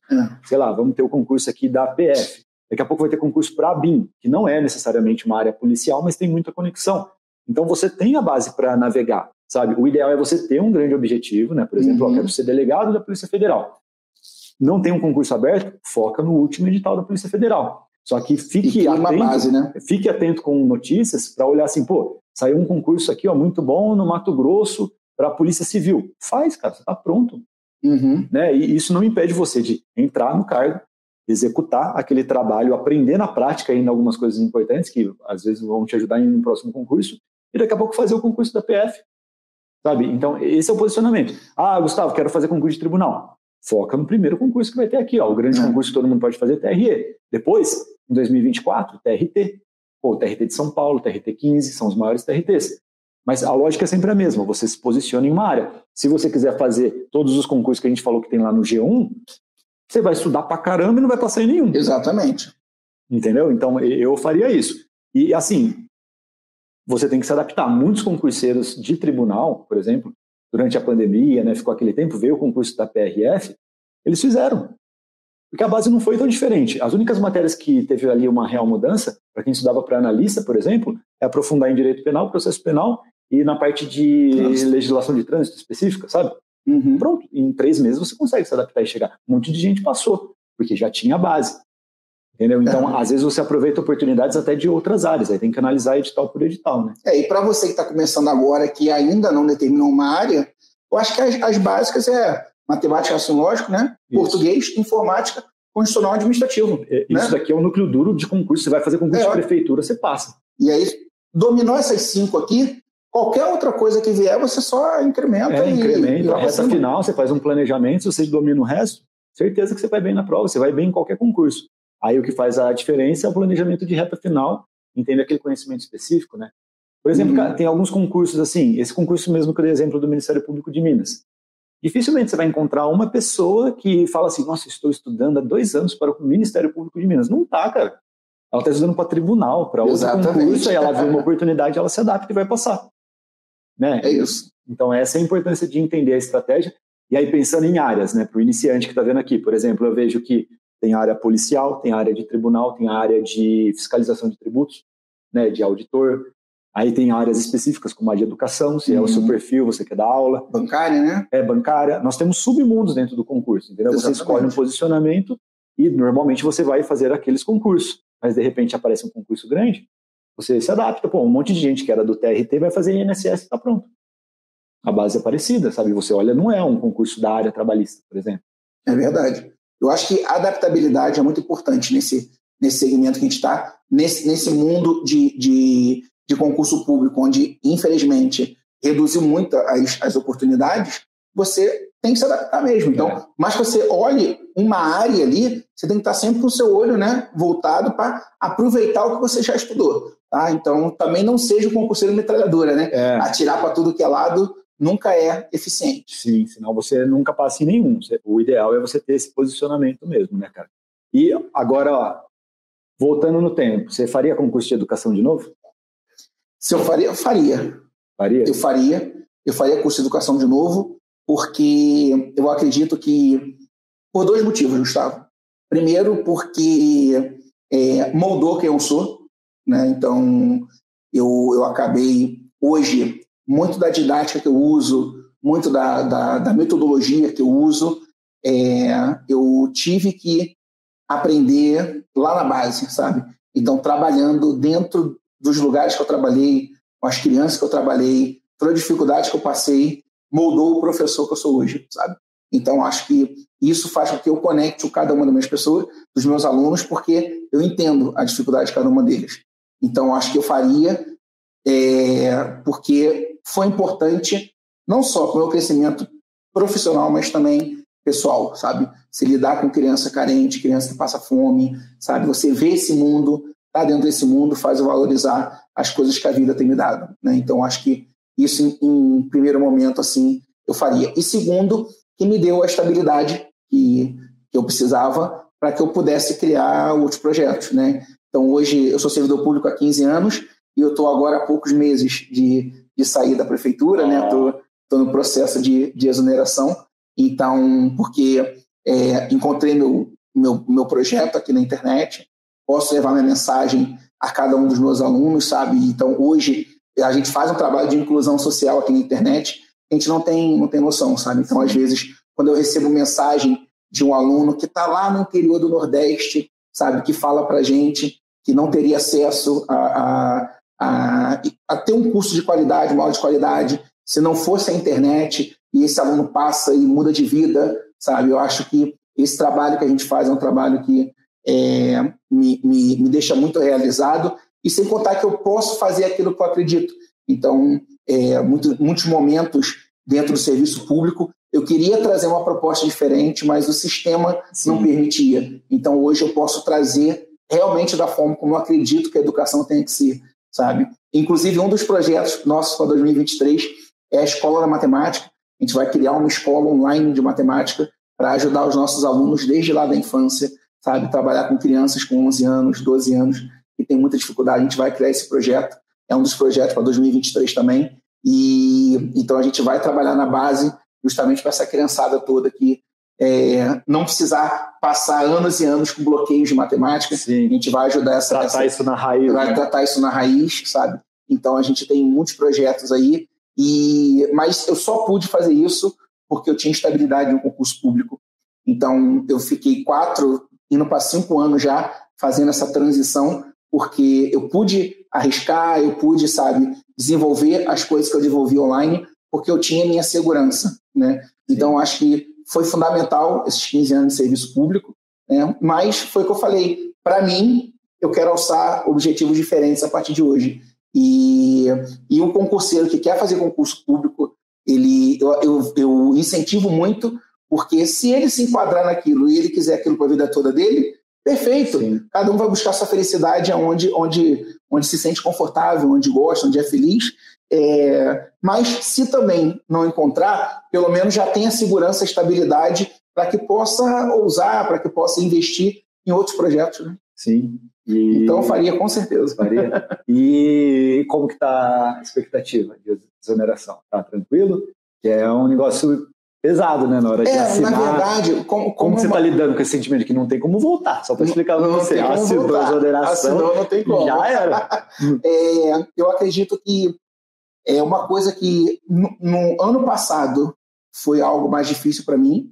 Eu já tinha decidido que ia ser no final do ano passado, aí depois eu joguei para metade desse ano, né? Agora já foi de vez mesmo, né? Inclusive já tem gente até no meu lugar já para começar o próximo ano letivo. Então, agora já é um caminho sem volta, mas eu acredito que é aquilo que eu falei. Quando a gente passa em concurso público, a gente tem uma dentro da gente parece que é um start que a gente dá e fala assim, cara, a gente é capaz de fazer o que a gente... O que vier, eu resolvo. O que vier, a gente resolve, sabe? Sim. Então, o concurso público sempre tem, qualquer coisa a gente vai lá, faz de novo. Sempre pensei nisso, fazer outra área, né? Fazer outra área, exatamente. Mas legal, cara. Eu fico muito feliz, porque eu tenho certeza que agora, ainda com dedicação exclusiva, vai decolar, mais ainda, sabe? Para você foi tranquila essa transição? Foi, cara. A Natasha sofreu mais. Sério, a Natasha sofreu muito, cara. Só que hoje em dia, cara, tem um negócio que facilita muito, que é o processo digital. No seu caso, acho que não é assim, né? É mais presencial, você tem que ir lá, tem que assinar. O meu, apertei um botão lá e foi o pedido. Sabe? Foi tudo online mesmo? Aí depois eu tive que fazer exame e pediram para eu ir lá, né? Aí o médico não queria liberar e tal, mas foi bem tranquilo por causa disso. Eu acho que se eu tivesse que ir lá, sabe, sentar na recepção, ficar esperando abrir aquela porta, assim, eu acho que eu ia ficar mais assustado. Mas quando eu mostrei a Natasha, sentiu mais. Mas é a mesma coisa, eu acho que eu já tinha tomado a decisão, sabe? Então, acho que foi algo meio natural e a gente ficou muito tempo, né? Eu fiquei 12 anos, tá 15 agora. Um ciclo que encerrou, né, cara? Uma coisa que eu tinha muito é, assim, poxa, será que tu passou por isso? Eu passei um pouco, sendo bem sincero aqui para vocês. Poxa, mas será que eu saindo do concurso público e incentivando as pessoas a fazerem concurso público, né? Será que em algum momento isso deu conflito? Contraditório? Né? Contraditório. Né? Será que eu não estou sendo contraditório? O fato de eu estar incentivando a galera a fazer concurso público, mas eu estou pedindo exoneração de concurso público. eu senti um pouco disso também, confesso. Só que tinha um negócio que me deixava assim mais certo da decisão de sair. Sabe o quê? Que naturalmente, né, a gente criou uma estrutura que, cara, alcança milhares de pessoas, né? Talvez milhões se puxar lá um número fechadinho. E é uma estrutura que já funciona e que exige muita atenção. E, ao mesmo tempo, como eu sabia disso, e eu sabia que na prática assim, eu estava com 2 empregos, né, e você sabe que é muito puxado, né? A prioridade, claro, era fazer o trabalho do tribunal, mas logo depois já tentar zerar ao máximo ali e o negócio estava crescendo. Eu percebia que, com o tempo, inevitavelmente, eu pararia de respeitar o serviço público, que é algo que eu vi acontecer na prática com muitas pessoas ali, donos de cursos gigantes que ficaram ali por anos antes, e algo que eu sempre julguei muito, sabe? Mas, mano, como que o cara tem uma equipe assim de 100 pessoas, está faturando 65 milhões por ano, que era o que eu sabia, como que o cara continua sendo aqui um servidor público, né, ou um membro, alguma coisa assim? É incompatível, sabe? Tipo, é feio. E eu assim, pô, você está tirando a vaga de alguém, você não está respeitando o seu próprio aluno, seu próprio cliente, aquelas pessoas que você quer ajudar. Então, eu acho que tem esse conflito também. Eu me cobrava muito, falar assim, pô, eu já estava começando a fazer da prioridade ali a aprovação ágil Bitolei. E eu ficava pensando, pô, tô tirando a vaga de alguém e daqui a pouco, tipo, eu vou me tornar aquela pessoa que eu mais joguei. Isso que eu acho que, inclusive, talvez me deixou doente, sabe? De ficar pensando e me julgando por causa disso. Eu tenho esse lado também, que eu falei assim, cara, eu hoje eu já tô com minha cabeça não mais 100% no serviço público, né? Então não é justo eu estar num lugar onde eu agora já não estou mais dando o meu 100%. Esse é um fator. O segundo fator é que eu tentei algumas coisas diferentes, mas que as pessoas não querem mudar. Sim. O sistema não quer mudar. Comigo também. Então, já é aquilo, como é que é? Quem está insatisfeito, como é que é? Que se retire. Que se retire, né? O insatisfeito que se retire, quem não está satisfeito que sai. Então, já que eu estou insatisfeito, eu saio. Sim. Agora, tem um terceiro tópico também que virou muita chave para mim, foi o fato de que, no fundo, a gente não oferece para cada um dos nossos alunos a aprovação em concurso público. A gente oferece uma possibilidade da pessoa ser mais feliz, né? No sentido dela ter mais qualidade de vida, dela ter mais tranquilidade de vida e não passar pela escravidão que a gente tem em iniciativa privada. Como, por exemplo, a Natasha foi mandada embora porque ficou grávida. Né? Então, o que a gente oferece para cada um de vocês é mais qualidade de vida. E que o concurso público é um meio para isso. Então, já que eu estou oferecendo para cada um dos meus alunos que eles tenham mais qualidade de vida, que eu também tenha qualidade de vida. Então, eu não estou sendo incoerente. Sim. Só que o meio para eu ter qualidade de vida, nesse momento, está mudando. Agora, pode ser que o meio para ter qualidade de vida para cada um dos que me seguem seja concurso público. Sim. E que mais na frente, se ele achar que esse meio continua fazendo sentido para ele continue como servidor público. Se não fizer mais sentido para ele, que ele possa investir em outros projetos. Né? Sabe? E eu acho assim, cara, vida é mudança. Felicidade, no final das contas, é mudança. Você perseguir aquilo que faz sentido para você no momento. E isso aqui eu acho que é uma mudança assim, de paradigma, né? A geração do meu pai, da minha mãe, por exemplo, o foco deles era passar em um concurso para se aposentar. Né? Tipo, eu acho que a nossa geração já pensa diferente, já, né, cara? Eu não tenho ilusão, por exemplo, que eu vou me aposentar com a Previdência. Eu acho que a nossa geração não se aposenta, sabe? Sinceramente, é uma crença minha que o sistema não aguenta. Eu acredito nisso também. Do jeito que ele está hoje, na verdade, ele não aguenta. Quando a gente pensar em se aposentar lá com 80 anos, não vai ter esse sistema. Se a Previdência quebrou em tudo que era país, por que no nosso não vai quebrar? É um sistema que não funciona mais com o volume de pessoas que a gente tem hoje. Né? E eu percebo que, principalmente as gerações mais novas, elas querem sim ter uma grana, né? Elas querem ter a estabilidade, mas não para sempre, necessariamente. Às vezes elas querem criar um pé de meia para ir para fora, sabe? Para ter outras experiências e depois abandonar. Então, eu vejo que da nossa geração para baixo, assim, pensando nos mais novos, isso já mudou muito, sabe? E talvez faça mais sentido. As pessoas vão ser mais felizes, acho, se você ficar, às vezes, 10 anos no serviço público, e talvez você vai até para outra carreira, você pode continuar, às vezes, no serviço público. É uma coisa que eu pensei, por exemplo, ir para a área policial, para ter um aprendizado diferente, porque no trabalho é assim, né, cara? Você sempre tem, em direito, você sempre tem coisa para aprender, coisa nova, mudando o tempo inteiro, mas você chega numa zona de conforto, o trabalho fica muito mecânico, assim, no final das contas, né? No seu trabalho deve ser a mesma coisa. eu queria algo diferente. Por exemplo, eu queria fazer um treinamento militar, sabe, para ter um estímulo diferente mesmo. Só que eu não quis ir para o serviço público, preferi fazer o que a gente faz hoje, né, que é ajudar pessoas a conseguirem o mesmo resultado. Exatamente. E isso, nossos objetivos, tá tudo bem. Cada um vai encontrando sua felicidade no que acha melhor, né? Mas assim, tenho vários amigos que estão lá e provavelmente vão se aposentar e estão felizes pra caramba, estão curtindo a vida mais do que eu. Exatamente. Né? E tá tudo bem, entendeu? Estão curtindo mesmo. Mais do que a gente mesmo, né? É verdade. Fica aqui manhã, tarde, noite, sábado, domingo, feriado, né? E tem uma coisa também, né? Para eu pedir exoneração, lembrando aqui, ficou mais fácil porque a Natasha continua servidora. Uhum. Então, na família ali, a gente montou um planejamento para só com a grana dela a gente vive bem. Entendi. Entendeu? Então, isso facilitou muito, né? Então, não foi um negócio assim, não vou sair. Não tem um servidor aqui, né? Vou sair, roller coaster, nada disso. Foi algo planejado, a gente montou o pé de meia. Isso aqui facilitou, né? Às vezes, no seu caso, assim, dependendo, é diferente, né? Aí cada um tem sua realidade, né? A gente precisa analisar isso. É verdade. Né? Cara, só agradecer você de ter participado aqui, ó, hashtag número 1. Hashtag número 1, hashtag número 1, ó, é a primeira vez aqui foi o Felipe Loureiro que fica registrado. Foi bom, gostou? Foi bom, eu pensei que ia ser pior, pensei que você ia judiar de mim, foi tranquilo. Deixa um recado pra galera aqui, ó, onde que eles te seguem, fala o seu site, rede social aí, ó, fala tudo pra galera. Onde vocês podem pesquisar aí, vou pedir pro Gustavo colocar também, vou colocar aqui também na descrição do vídeo, mas pode botar em qualquer lugar Felipe Loureiro. Só que o Felipe é com 2 P. Com 2 P's. Minha mãe fez essa besteira, eu não sei porquê. Até hoje eu pergunto ela por que ela botou Felipe com 2 P, eu não sei, mas ela botou Felipe Loureiro. Então, no Instagram, no YouTube, vocês me acham aí facilmente.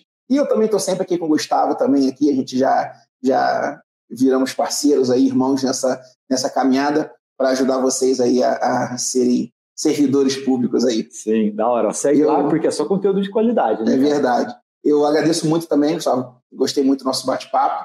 E que eu tenho certeza que esse aqui vai ser o primeiro. Vou voltar aqui depois, né? Para a gente grave um outro podcast. O próximo lá no seu. Próximo Vou chamar, já fiz o convite para o Gustavo, ele já aceitou. Ele vai lá para o nosso podcast também, bater um papo para a galera lá. Então vai ser um prazer estar servindo vocês aqui na internet. Tamo junto, gente. Valeu, irmão. Bom, obrigado, cara. Valeu, galera. Até a próxima. Valeu, gente. Um abraço. Tchau.